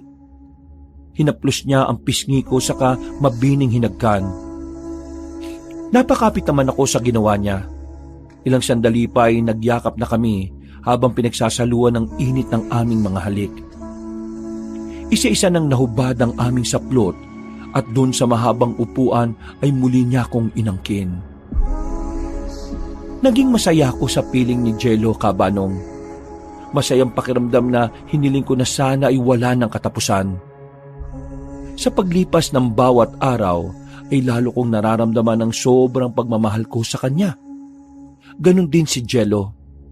Inaalagaan at inaasikaso niya ako lagi. Unti-unti ay natutunan ko kung paanong mamuhay na parang normal na tao. Marami siyang itinuro sa akin na agad ko namang natutunan. Habang kasama ko siya, ay hindi ko na iniisip ang aking ama at kung ano ang maaaring mangyari sa mga susunod pang bukas at araw. Ang importante ay masaya kami sa piling ng isa't isa. Halos nasuyod na ni Romulo ang lahat ng kagubatan na naiisip na maaaring puntahan ng kanyang anak na si Danica. Pero ganun pa man ay bigo pa rin siyang mahanap ito. Hindi pwedeng malaman ng pinuno ng mga agaras na lumayas ang anak niya. Hindi pwedeng hindi matuloy ang kasal dahil tsak na pagmumulan nyo ng gera laban sa tribo nila. Nang mapagod sa paghahanap, ay sa kanya nakita ang matalik na kaibigan ng anak na si Bernard. Agad niya itong ipinahuli at ikinulong para tanungin kung nasan si Danica. Wala akong alam, pinuno. Maniwala po kayo sa akin. Hindi ko po alam kung nasan si Danica. Imposibleng hindi mo alam kung nasaan siya. Alam kong pinagtatakpan mo siya. Kaya kung ayaw mo masaktan, sabihin at aminin mo sa akin kung saan lupalop nagpuntangan ako. Nagsasabi po ako ng totoo, pinuno. Wala naman po siyang sinabi sa akin kung saan siya pupunta ng araw na umalis siya Sinungaling! At dahil dyan, ay makakatikim ka ng parusa! Sinenyasan ni Romulo ang 3 aswang na latiguhin ng lalaki. Agad namang sumunod ang 3 at malakas na hinagupit sa likod at buong katawan ang kaawa-awang si Bernard. Iyak, impit, ungol at pagmamakaawa na lang ang tanging nagawa ng lalaki habang si Romulo ay naging bingi sa pakiusap ng binatang kalahi. Huwag niyo siyang titigilan hanggat hindi niya sinasabi kung nasaan si Danica. Pinuno, parang awa niyo na po. Itigil niyo na po ang papaparusa sa akin. Masakit na po Hindi na ituloy ni Bernard ang sasabihin. Napalod ito at nanghihinang bumagsak sa sahig at nawala ng malay. Lumuhod pa si Romulo, tinawakan ng buhok ng lalaki at tiningnan ang itsura nito. Nang makita niyang nakapikit ito, ay pinakiramdaman niya kung humihinga pa ba. Nang malamang buhay pa ito, ay saka niya binitiwan ng buhok nito kaya bumagsak ang mukha nito sa sahig. Isang umaga, Cabanong, nung naisipan kong sumama kay Jello sa pamimili sa palengke ng bayan, habang nakatalikod ako ay napansin kong may init na mga matang nakatingin sa akin. Iginala ko ang paningin sa paligid hanggang sa magkasalubong ang mga mata namin ni Aling Marta. Siya ang ina ni Bernard. Gulat akong lumapit sa kanya. Nagpalinga-linga pa ako sa paligid dahil baka makita ako ni Jello. Tinanong ko kung anong ginagawa niya sa lugar na yon at laking gulat ko nang bigla itong humagulgol. Ayon dito ay ikinulong si Bernard ng aking ama. Pinagmalupitan ito dahil pinapaamin siya kung nasaan ako. Nakaramdam ako ng awa at habag sa kaibigan ko. Humingi ng tulong at nakikiusap si Aling Marta sa akin na umuwi na ako sa aming tribo para matapos na ang paghihirap ng anak niya. Pagkatapos isatinig ni Aling Marta ang lahat ng gusto niyang sabihin, ay nagtakip na ito ng tela sa muka saka nagmamadaling naglakad paalis. Ako naman, natulo sa kinatatayuan ko. Litong-lito ang isipan ko na mga sandaling yon, Kabanong. Nakaramdam ako ng galit sa aking sarili dahil sa mga araw na nagpapakasaya ko sa piling ni Jello ay may isang inosenteng nilalang na naghihirap ng dahil sa akin. Naisip ko, siguro nga, kapakanan ko lang ang iniisip ko. Ang importante lang sa akin ay ang makalaya sa aking ama at mapuna ng kaligayahan na matagal ko nang minimiti. Oh, mahal, Danica. Bakit ang tahimik mo yata? Kanina lang ang saya-saya mo nung papunta sa palengke. Hindi ako nag-abalang lingunin si Jello. Nanatili akong tahimik habang nakatingin sa nilalakaran namin. Danica, mahal. Doon lamang ako tumingin kay Jello. Seryoso ang mukha nito habang nakatitig sa akin. May iniisip lang ako, mahal. Pwede ko bang malaman kung ano yung iniisip mo? Bigla ko lang naisip ang ama ko. Bigla ko lang naisip na kung hinahanap ba niya ako. Gusto mo na bang umuwi sa inyo? Ayoko. Kapag umuwi ako sa amin, baka hindi na ako makabalik pa sa'yo. At yun ang ayaw ko mangyari. Ama mo pa rin naman siya, kaya normal lang na mag-alala ka sa kanya. Tsaka ko na hinahanap ka rin niya. Hindi naman matitiis ng magulang ang mga anak nila . Gusto ko pa sanang sumagot pero mas pinili kong manahimik na lang at kimkimin ang nasa loob ko, Kabanong. Hindi ko na lang masabi na iba ang aking ama. Hindi lang maiintindihan ni Jello kahit na ipaliwanag ko pa sa kanya. Puno pa rin ng agam-agam ang aking puso at isipan. Hindi ako mapakali lalo na kapag naiisip ko si Bernard. Isang hapon, makulimlim ang kalangitan, naglilipara ng maraming ibon. Naisip ko agad na baka may paparating na unos o malakas na ulan. Ilang sandali pa ay maririnig na ang kulog at gumuguhit na ang kidlat sa langit. Inaya ako ni Jello na uminom ng kape. Pumayag naman ako kaya naupo ko sa upuan sa harap ng lamesa. Nasa ganun kaming tagpo nang bigla na lamang bumukas ng malakas ang pinto ng bahay. Gulat kaming napatingin sa mga nilalang na walang habas na pumasok sa loob. Nakita ko ang aking ama at agad nitong hinawakan ng aking braso. Wala sa hinagap na napatayo ako. Sunod naman na pumasok ang 5 aswang ng mga katribo namin. Nakipaglaban sila kay Jello para hindi ito maging hadlang sa pagbawi sa akin ng aking ama. Dahil hindi handa ay natalo si Jello sa pakikipaglaban. Hindi niya nakuha ang armas niya kaya pinagtulungan siya ng mga aswang na kasama ni ama. Nagkalat ang dugo sa bibig ni Jello. Puro rin siya kalmot at galo sa katawan at braso. Kahit nangihina ay pinilit nitong gumapang palapit sa akin. Hindi mo siya makukuha. Babawiin ko ang anak ko. Sa ayon sa gusto mo. Hindi ikaw nararapat sa kanya. Danica, huwag kang sumama sa kanya, pakiusap. Patawarin mo ako, Jello. Dahil sa akin ay nangyari sa'yo yan. Para sabihin ko sa iyo, lalaki, baka hindi mo pa lubusang kilala ang anak ko. Hindi mo siya kauri. Hindi siya tao kagaya mo dahil isa siyang aswang at ako ang pinuno sa aming tribo. Pasalamat ka na lang at yan lang ang natamo mo. Kung ako lang ang masusunod, gusto kitang patayin. Ama, nangawa mo na. Huwag mo na siyang patayin. Sasama ako sa inyo kung yan ang gusto mo. Huwag mo lang siyang sasaktan. Huwag mo lang siyang papatayin. Pinoprotektahan mo pa ang lalaking yan. Kung hindi naging matigas ang ulo mo, hindi sana mangyayari ang lahat ng ito. Marami nang nadamay ng dahil sa pagsuway mo sa akin eh. Tara na! Umalis na tayo! Ipinapangako ko, Danica. Babawiin kita. Hanapin kita kay isang panig ng mundo.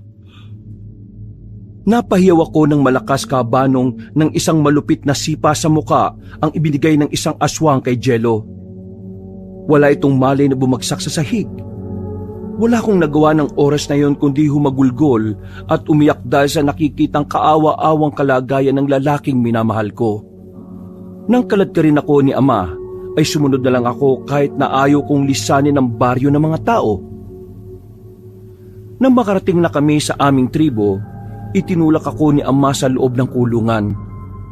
Mabilis akong tumayo at nagmakaawa na palabasin ako pero walang emosyon ng mukha niyang tumitig sa akin, saka walang salitang umalis. Ama, palabasin niyo ako rito! Halos mapaos ako sa kakasigaw pero parang bingi si Ama na hindi ako pinansin. Tigmak ang luha na napaupo na lamang ako sa sahig habang mahinang sumisigaw. Tigilan mo na kakasigaw mo dahil wala kang mapapala. Nalingunan ko ang nagsalitang si Bernard. Nakagapos pa rin ang mga kamay nito habang nakasandal sa pader. Nang makita ko siya, ay agad akong lumapit sa kanya. Lalo kong naluha na matitigan ko ang mga pasa at galos niya sa buong katawan. Hindi rin nakaligtas sa akin ang mga latay niya sa likod, hita at braso. Patawarin mo ako, Bernard. Nang dahil sa akin ay nangyari sa iyo to. Walang may kagustuhan sa nangyari na to sa akin. Ako ang dapat na humingi ng tawad sa iyo kasi sinabi ko kay Pinuno kung saan kanila matatagpuan. Pasensya ka na ha. Hindi ko dapat sabihin kaya lang tinamay na nila si Ine at muntik nang hagupitin ng lati ko. Ayos lang sana kung akong pahirapan at sasaktan nila. Kayang-kaya ko naman tisin yung para sa iyo eh. Kaya lang, dinamay na nila si Ina. Kaya, napilitan akong sabihin kung nasaan ka. Sana mapatawad mo ako, Danica. Patawarin mo ako. Huwag kang humingi ng tawad. Ako dapat ang gumawa nun eh. Tingnan mo kalagayan mo ngayon. Paano mong natiis na saktan ka nila ng ganyan? Ayos lang ako, Danica. Hindi ko lang nagawang itago ang sikreto mo. Dahil nga kay Ina. Sana maintindihan mo ako dahil naipit ako sa sitwasyon eh. Hindi ko kayang makita na saktan nila si Ina. Makikiusap ako na ilabas ka na lang nila dito. Total eh, ako lang naman ang kailangan nila eh. Kaya lang, baka matuloy na ang kasal mo kay Benji. Paano na yung lalaking totoong minamahal mo? Hindi ko alam. Nag-aalala rin ako sa kanya dahil pinagtulungan siyang kalabanin ng mga aswang nakasama ni Ama. Sana ay ayos lang siya. Magiging maayos din ang lahat. Patatapos din ang lahat ng ito. Hindi ko alam kung ano ang dapat kong isipin, Kabanong. Hindi pa rin maampat ang pagtulo ng luha ko. Tahimik na lamang akong naupo at niyakap ang dalawang tuhod ko at saka tahimik na umiyak. Iniyakan ko ang nangyari ng araw na yon. Nagdasal na lamang ako na sana ay magising si Jello at maging maayos ito. Nang gabing yon ay dinalhan kami ni Ama ng pagkain para sa hapunan. Hindi ko siya tiningnan at pinansin. Naramdaman ko na tinititigan ako nito saka walang imik na umalis. Tumayo ko at ibinigay kay Bernard ang pagkain. Sabayan mo na akong kumain, halika na. Wala akong gana eh. Ikaw na lang ang kumain yan. Baka naman magkasakit ka niyan. Sana nga, para mamatay na ako. Kapag namatay ka, Wala na akong matalik na kaibigan. Bigla akong naisip, baka hindi na ako mahalin at hanapin pa ni Jello. Lalo na nang ilihim ko sa kanyang tungkol sa tunay kong pagkatao. Baka ngayon galit siya sa akin dahil sa pagsisinungaling ko. Kung totoong mahal ka niya, hindi niya magagawang magalit sa iyo, maniwala ka. Dapat nga lalo niyang maintindihan ang totoong dahilan kung bakit ka naglihim sa kanya. Hindi ko alam. Ang totoo, sobrang daming gumugulo sa utak ko ngayon. Nang gabi ring yon ay nagkaroon ako ng panauhin. Walang iba kundi si Benji. Maluwang ang pagkakangiti nito habang tinitingnan ako mula sa labas ng kulungan. Sa tabi nito ay ang aking ama na seryosong nakatitig din sa akin. Hindi ako nag-abalang tumayo at piniling talikuran ng dalawa. Mananatili ka dyan sa kulungan hanggat hindi dumarating ang araw ng inyong kasal. Makakasiguro ako na hindi ka na makakatakas pa. Pagkatapos sabihin niyo ni ama, ay umalis na ito kasama ang nakangising si Benji. Hindi ko malaman kung bakit kailangan ka pang ipagkasundo sa anak ng pinuno ng Agaras Isa lang ang naisip ko. Yun ay dahil sa kapangyarihan baka ayaw lang niya na magaya ko kay kuya na umibig sa tao. Para sa kanya lubos niyang kinamumuhian ng mga tao Hindi man lang niya inisip kung magiging masaya ka ba sa kagustuhan niya. Sarili lang naman niya ang mahalaga sa kanya Saka ang lahat ng nasasakupan niya dito sa tribo. Pangako, kapag nakalabas ako dito, tutulungan kita makatakas at makalabas dyan. Sa ngayon, wala akong magawa dahil bihag rin ako kagaya mo. Kapag tinulungan mo ako, baka tuluyan ka na nilang patayin. Kakainin lang ako ng konsensya ko kapag nagkataon. Kaya wag mo nang gawin yun. Matalik kitang kaibigan At hindi kita hayaang magpakasal sa lalaking hindi mo naman talaga mahal. Best friend kita Kaya hindi ko papayagang mangyari yun. Malalim na ang gabi. Mahimbing nang natutulog si Bernard habang ako'y malungkot na nakatingin sa labas. Tanaw ko ang madilim na kalangitan na puno ng bituin. Habang nakatitig ako doon, ay mukha ni Jello ang nakikita at laman ng isip ko. Ay, kumusta ka na kaya, Jello? Sana naman ay maayos ang kalagayan mo ngayon. Sana ay magkita pa tayong muli. Kung hindi man yun mangyari, ibabaunin ko sa puso ko, sa isipan ko, at sa aking alaala ang masasayang araw na pinagsamahan natin. Samantala, agad namang nagising si Jello. Habol niya ang hininga habang mulat ang mga mata na nililingap ang paningin sa paligid. Medyo nanlalabo pa ang paningin niya at agad naman siyang dinaluhan ng matanda nang makitang nagising na siya. Nang biglang maalala ni Jello ang nangyari, ay pinilit niyang bumangon pero agad din siyang pinigilan ng matanda. Kailangan ko hanapin at iligtas si Danica. Nasa panganib ang buhay niya. Alam ko, Apo. Pero hindi mo pa kayang lumaban sa ngayon. Kailangan magpagaling at magpalakas ka muna. Wala akong nagawa ng sapilitan siyang kunin ng ama niya.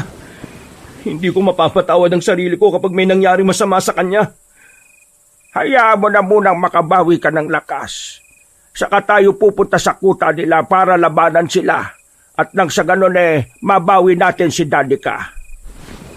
Mukhang malalakas ang nasa tribo nila. Baka kilala ko yung aswang na tinutukoy mo. Alam mo ba na may lahing aswang si Danica? Opo, Lo. Nung una pa lang na nagkakilala kami, alam ko kagad na aswang na siya. Diba, yun rin ang napansin mo sa kanya? Pero hindi naman yun naging hadlang para mahulog ang loob ko sa kanya.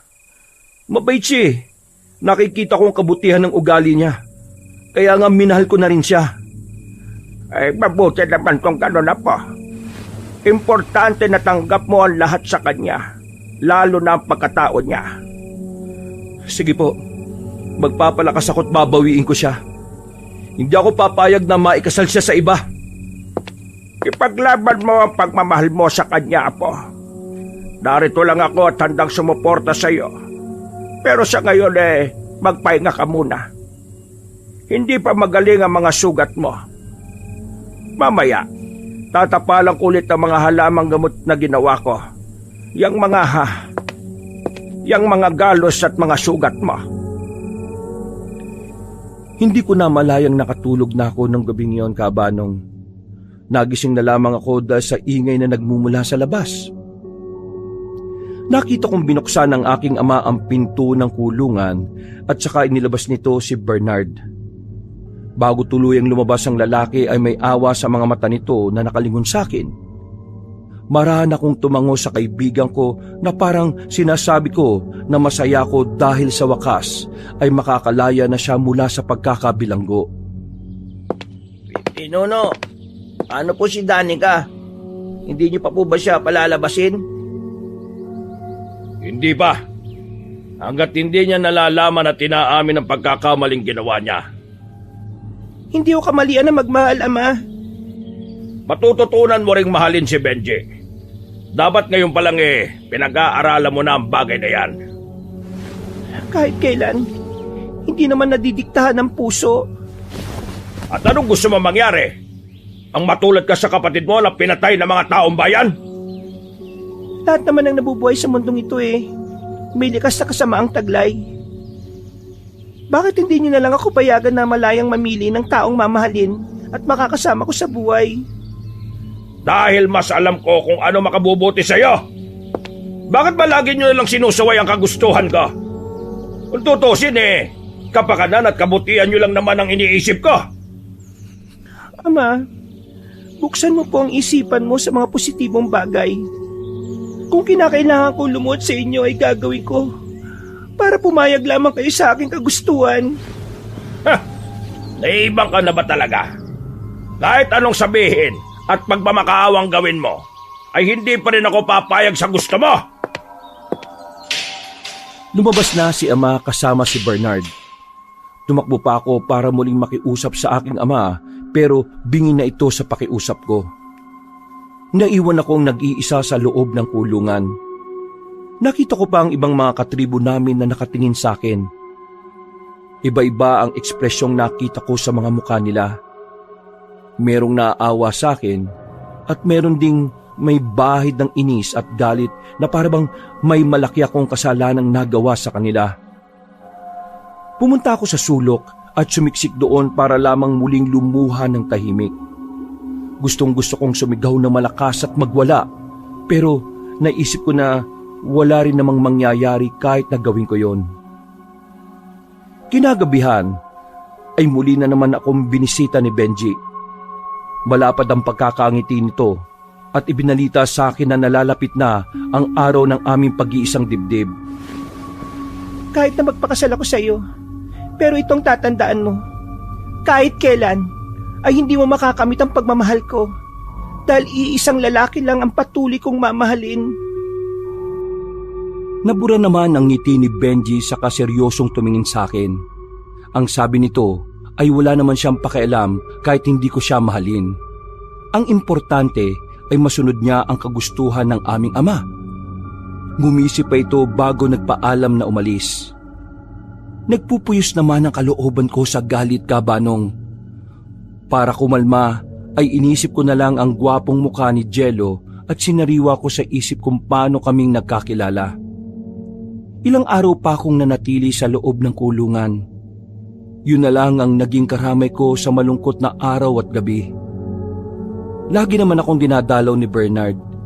Nakikipagkwentuhan ito sa akin kaya kahit papaano ay naaaliw ako at saglit na nakakalimutan ng lungkot na unti-unting pumapatay sa akin. Sa pagdaan ng mga araw ay naging maayos na ang kalagayan at pakiramdam ni Jello. Nang lumakas siya ay nagsimula siyang hanapin ni Danica.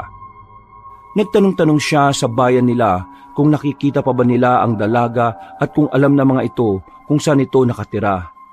Pero ni isa ay walang nakapagsabi kung nasaan siya. Ilang araw na nagtiyagang hanapin ni Jello ang babaeng minamahal pero bigo siya sa tuwing uuwi sa kanyang bahay. Lalo lamang siyang nilalamon ng kalungkutan sa tuwing naaalala ang masayang mukha nito. Naiisip din niya kung kumusta na ba ang lagay nito.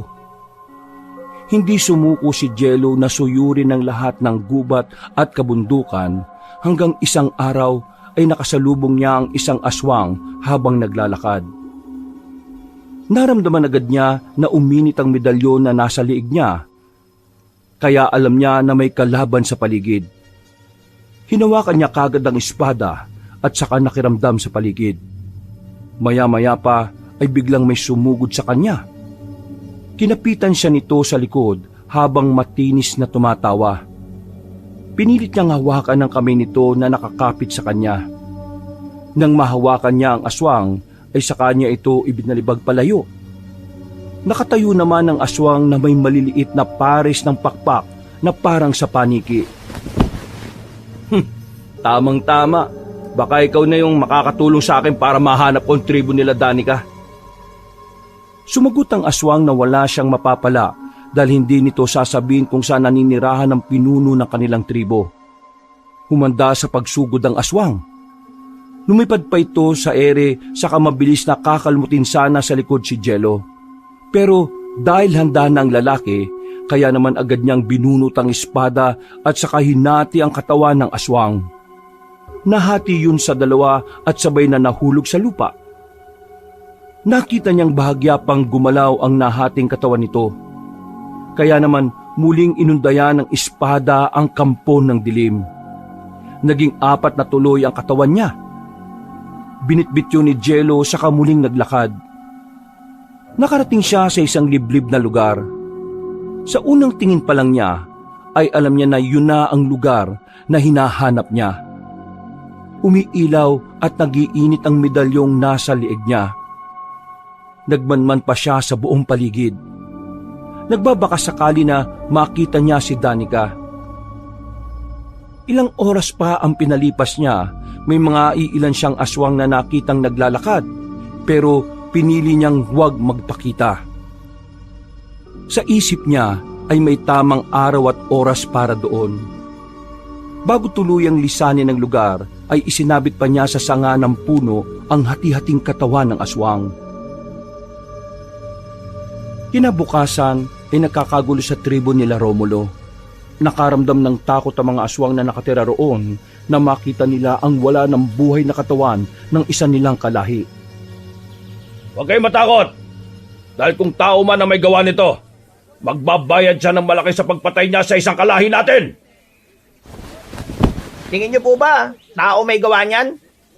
Eh sino pa ba ang pwedeng gumawa niyan? Tao lang naman ang mortal nating kaaway. Mukhang napasok tayo ng mga taong labas eh. Kailangan natin mag-ingat. Alam na po ba ni Danica ang tungkol dito? Hindi ko alam kung may nakapagsabi na sa kanya. Hanggang kailan niyo po ba siya balak ikulong? Baka pwede niyo na po siyang pakawalan. Natitiyak naman akong hindi na siya tatakas pa eh. Mahirap na magtiwala at maging kampante. Pakakawalan ko lang siya kapag dumating na ang takdang araw ng kasal nila ni Benji. Ayaw kong mapayat magalit sa akin ang pinuno ng Agaras. Malaking problema yun kapag nagkataon.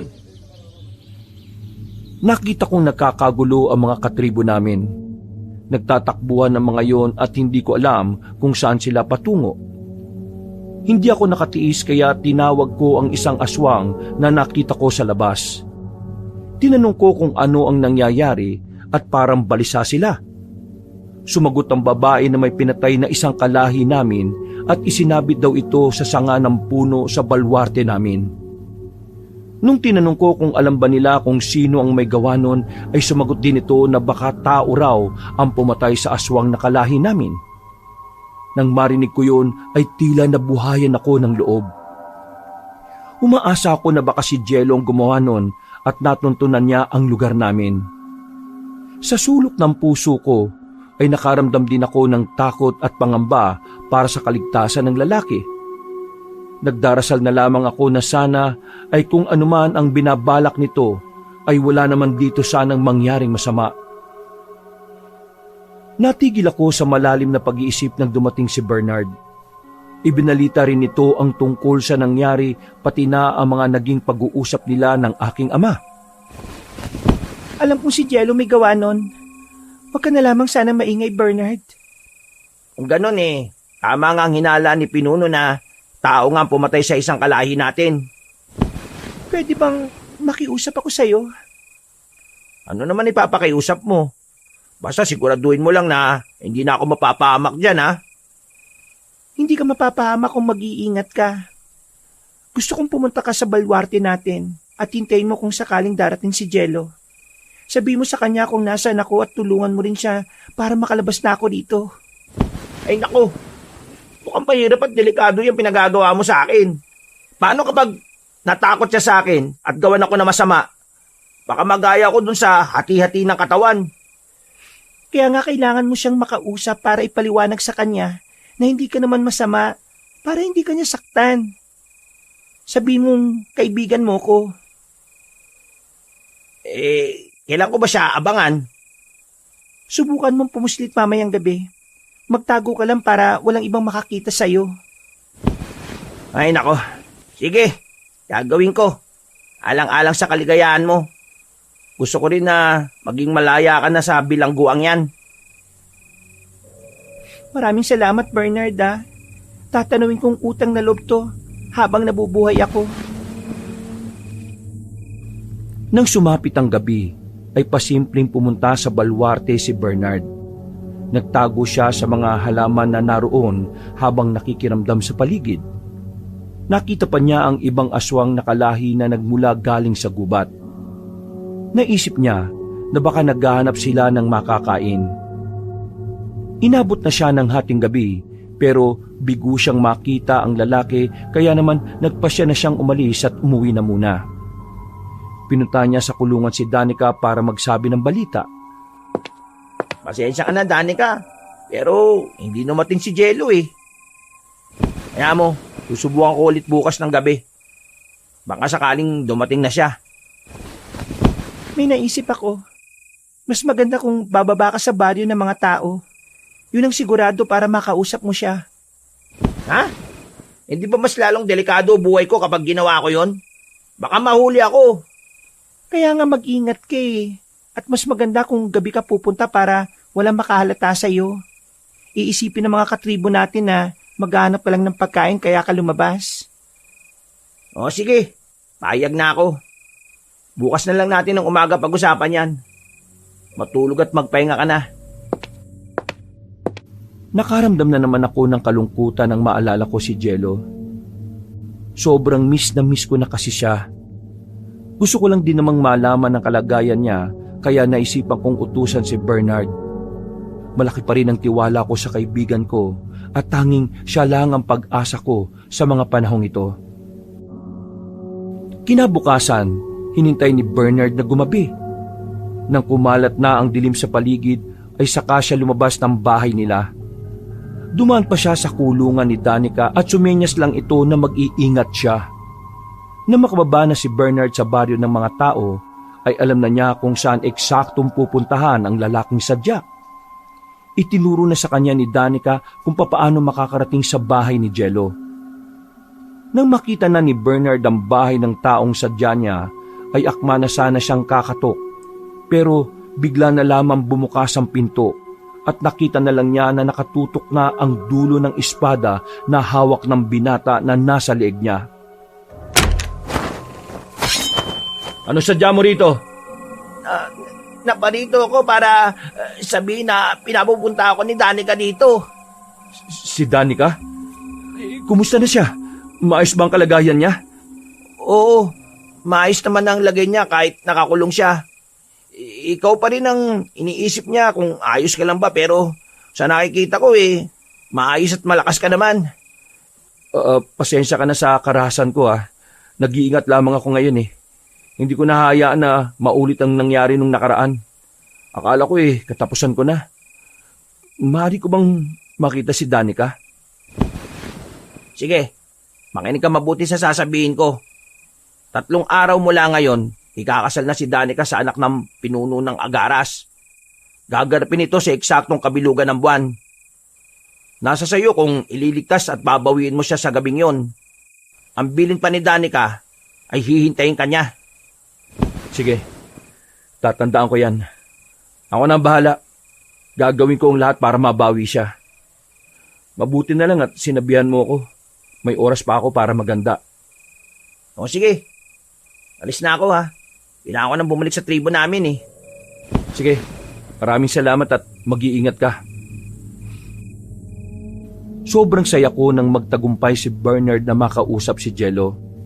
Magkahalo ang nadarama kong ligaya at excitement ng mga oras na yun. Ilang araw na lang ang pagtitiis na hinihintay ko para muling makita at makasama ang lalaking iniibig ko.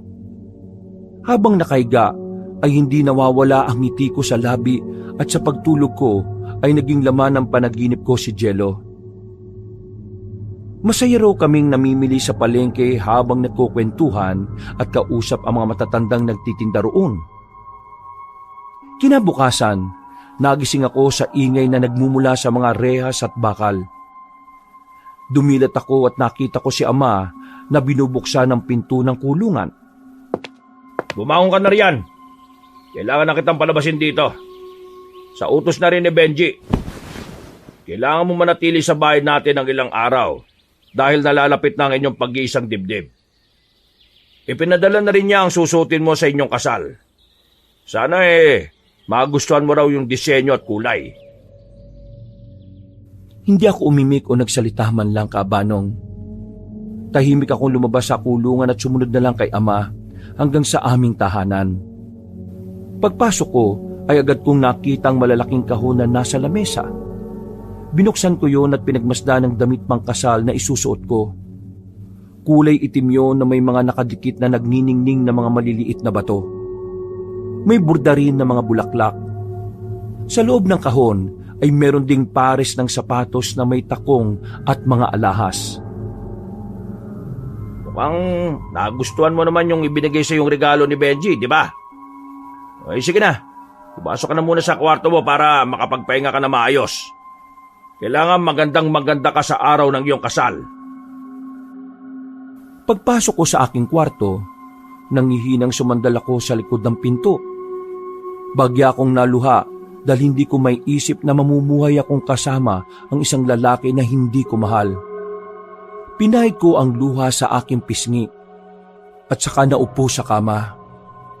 Kagaya ng dati ay walang naging ibang laman ng isip at puso ko kundi si Jello. Sumapit na nga ang itinakdang araw ng aming kasal. Yun ay gaganapin sa aming tribo ayon sa napagkasunduan ng aking ama at ama ni Benji. Hapon nang simulan akong ayusan ni Aling Martha, ang ina ni Bernard.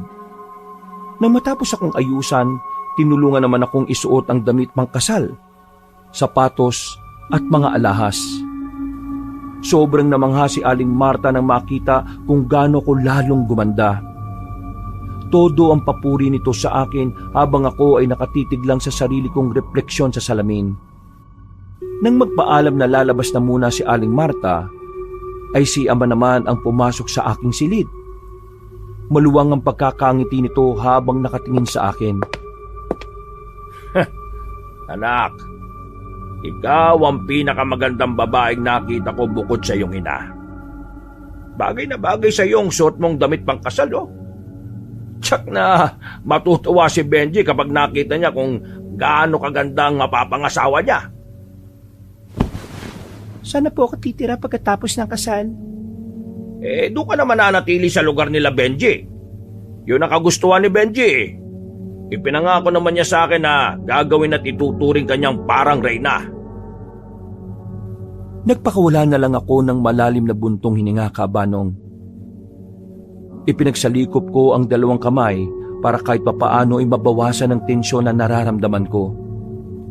Habang palapit ng palapit ang oras bago gumabi, ay lalo lamang akong kinakabahan. Sana lang talaga ay dumating si Jello para iligtas ako. O ano, handa ka na ba sa maaaring mangyari mamaya? Hindi ko namalayan na nakapasok na pala si Bernard sa aming bahay. Umalis daw ang nagbabantay sa labas kaya nakapuslit siya. Kinakabahan na ako na may halong takot. Paano kung hindi dumating si Jello? Alam ko darating siya. Kaya kung ako sa'yo, ipanatag mo na yung kalooban mo. Maraming salamat talaga, Bernard. Kung hindi dahil sa'yo, baka ito na ang hangganan ng aking kaligayahan. Hindi ko pa rin maisip na si Benji ang makakasama ko eh. Isipin ko pa lang na hahawakan, hahaplusin o hahalikan niya ako. Parang nangangalisag na yung mga balahibo ko eh. Magtiwala ka lang sa taong minamahal mo. Ililigtas ka niya kahit na anong mangyari. Yun ang sabi niya sa akin, ha? O sige na, dito na muna ako at baka mahuli pa ako ng mga bantay. Sumapit na ang gabi, Kabanong. Sumibol na ang bilog na buwan. Pumasok si Ama sa aking kwarto para sabihin na nariyan na ang buong angkan nila Benji kasama ang iba pang mga bisita. Alam kong tutol pa rin sa loob mo na magpakasal kay Benji. Pero alam ko rin na sa paglipas ng mga araw matututunan mo rin siyang mahalin. Pakisamahan mo na lang siya na maayos para wala tayong maging problema. Marahang tango at ngiti na lang ang isinagot ko sa aking ama. Ayaw ko nang magsalita pa ng kung ano dahil abala ang isip ko sa pag-iisip kay Jello.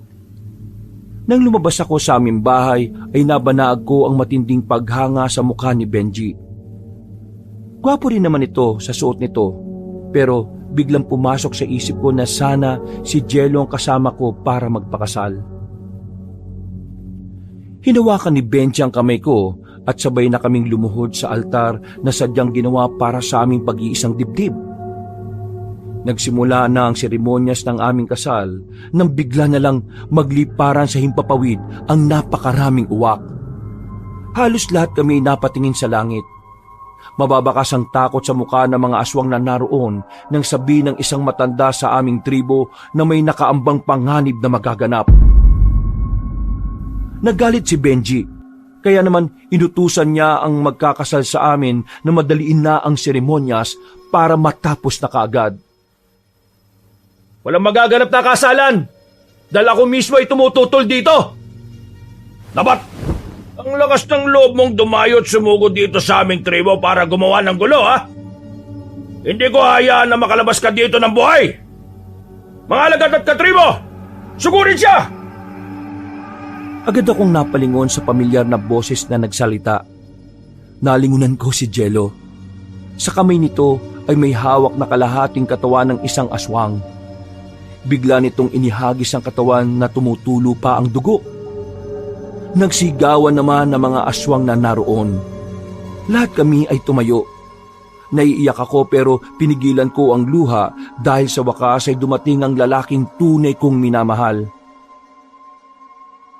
Hawak ni Jello ang espada niya at saka walang habas na pinaghihiwa ang mga aswang na ginustong sugurin siya. Ilang sandali pa ay dumating ang lolo nito na si Mang Tasyo, kasama pa ang 5 lalaki na sa tingin ko ay mga albularyo rin. Galit na inutusan ni Benji ang ibang mga alagad na hawakan ako at itago. Pumiksi ako at pinilit kong makawala sa pagkakahawak sa akin ng 2 aswang, pero malakas sila at mahigpit ang pagkakahawak sa akin, kaya bigo akong makawala. Naglaban sina Jello at Benji. Espada ang kay Jello. Lamang sa lakas ang aswang na si Benji. Sa bawat pagsugod ni Benji ay matagumpay naman na naiiwasan yon ni Jello. Nagsukatan sila ng lakas. Bawat isa ay walang gustong magpatalo. Hanggang dito ka na lang!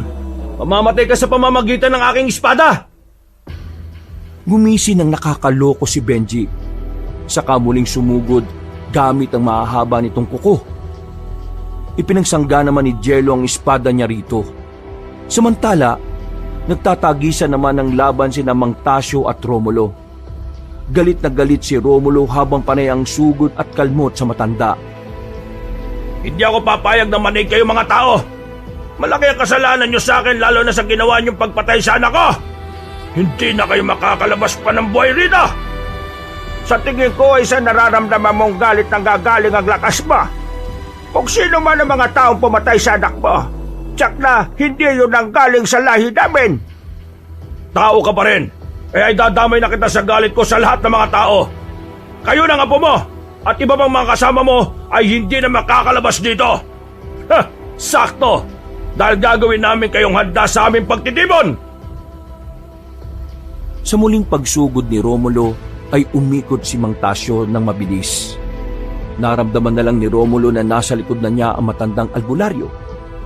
Bago pa man siya makaharap, ay naitarak na ni Mang Tasyo ang hawak nitong punyal.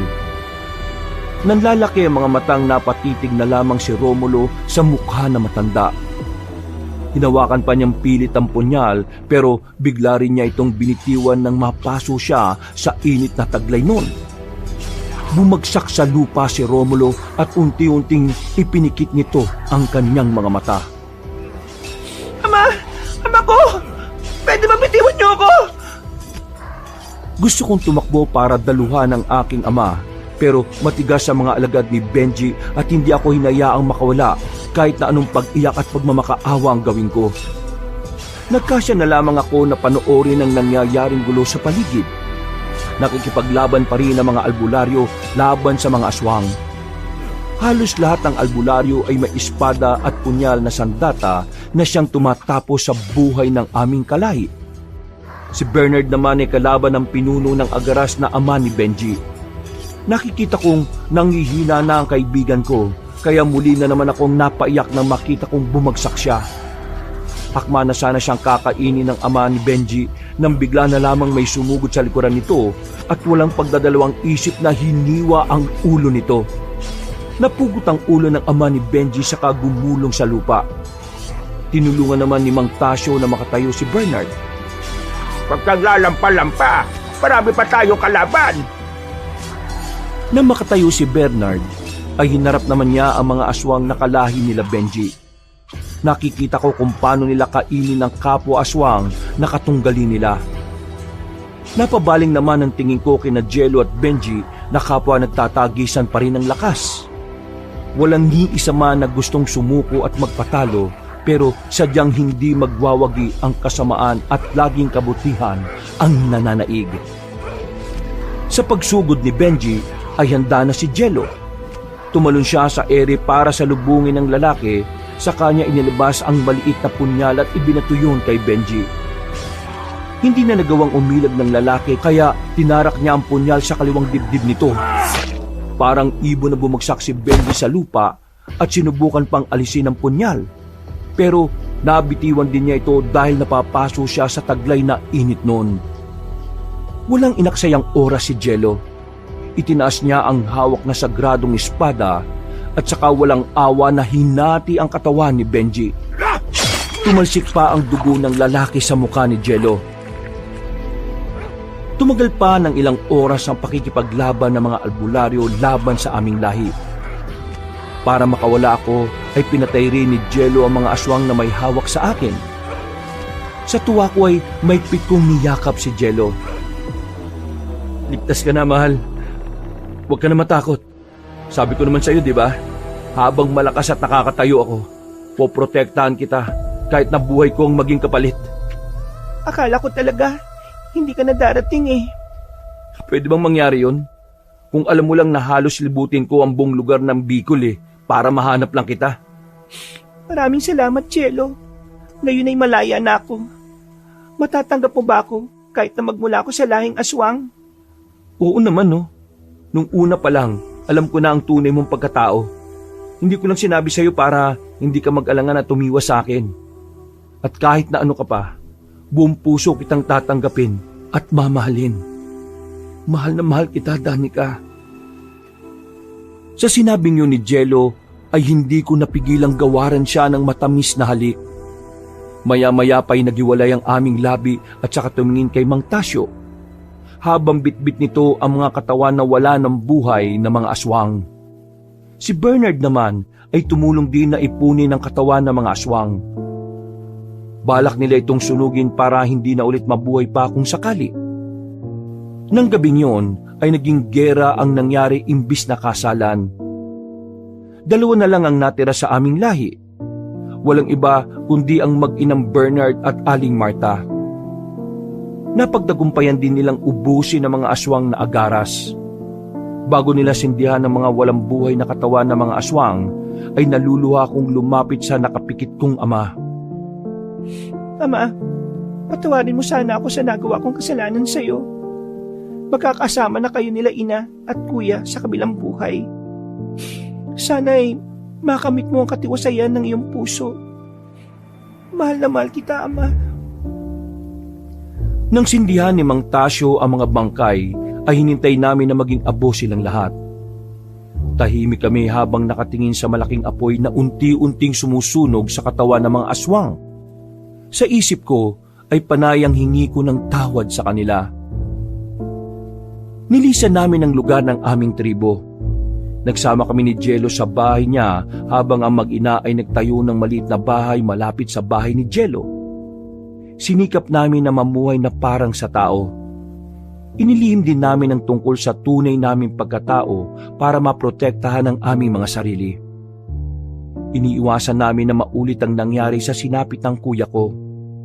Naiintindihan ko naman ang damdamin ng mga tao, kaya lamang nila nagawa ang bagay na yon ay dahil sa takot na baka gawan namin sila na masama. Masaya kaming nagsama ni Jello. Sa bawat araw na magkasama kami ay hindi na nawala ang ngiti ko sa labi. Ang dating malungkot na pakiramdam ay napalitan ng walang hanggang ligaya.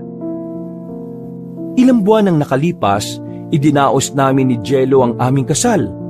Maraming pumuntang tao na taga-baryo na halos kakilala namin. Imbis na sa simbahan ganapin, ay sa tabi ng dagat ginanap ang aming pag-iisang dibdib. Walang mapaglagyan ng kasiyahan ng aming puso dahil sa wakas ay nakamtan ko ang tunay na pag-ibig sa isang taong tunay at pinapangarap kong alayan din ako ng pagmamahal. Nang sabihin ng pari na tapos na ang seremonyas, ay saka ako kinabig ni Jello at mariing hinalikan sa labi. Yumakap ako sa kanya at buong pagmamahal ko siyang tinitigan. Mahal na mahal kita, Jello. Ipinapangako ko na habang nabubuhay ako, ay wala akong gagawin kung hindi pagsilbihan at mahalin ka. Ilang buwan nang matuling lumipas, nalaman ko na ako'y nagdadalang tao. Labis ang tuwa naming mag-asawa. Pinag-usapan namin ni Jello na tutulungan niya ako para hindi mahawaan ng pagiging aswang ang aming magiging anak. Pumayag ako. At kahit ako nakiusap na tulungan niyang alisin ang dugo ng aswang na nananalaytay sa aking katawan. Sa tulungan ni Jello ay nawala ang pagiging aswang ko at tuluyan na akong naging tao. Napatunayan ko yon noong gabi na sumibol ang bilog na buwan ay wala nang nangyaring pagbabago sa aking anyo. Namuhay kami ng tahimik at payapa kasama ang aming supling. At dito nagtatapos ang aking kwento. Sana kabanong ay nasiyahan kayo at kahit papano ay may nakuhang aral sa aking kwentong karanasan at pag-ibig. Maraming salamat po sa lahat ng mga kabangers at mga kayanggaw na masusing nakinig sa aking kwento. Mga kabangers, mga kayanggaw, si Kabanong po. Maraming salamat po at nakinig kayo sa ating bagong kwento ngayong araw na ito. Pero kung sakali man na medyo nabitin kayo sa kwento natin ngayong araw, meron pa po tayong isang channel ang Pamela Clamil Channel. Sana po ay bumisita kayo doon at pakinggan nyo rin po yung mga kwento natin. Minsan po si Lolo Pael po ang nagkukwento doon, which ako rin naman po yun. At minsan ako rin bilang Kabanong. Pag nagustuhan niyo po yung ating kwento doon, huwag niyo pong kalimutang mag-subscribe pindutin niyo po yung notification bell para lagi rin po kayong nanonotify pagka may mga bago po tayong upload doon. At don't forget rin po to comment at mag-like rin po. So, hanggang sa susunod na kwento, wakas!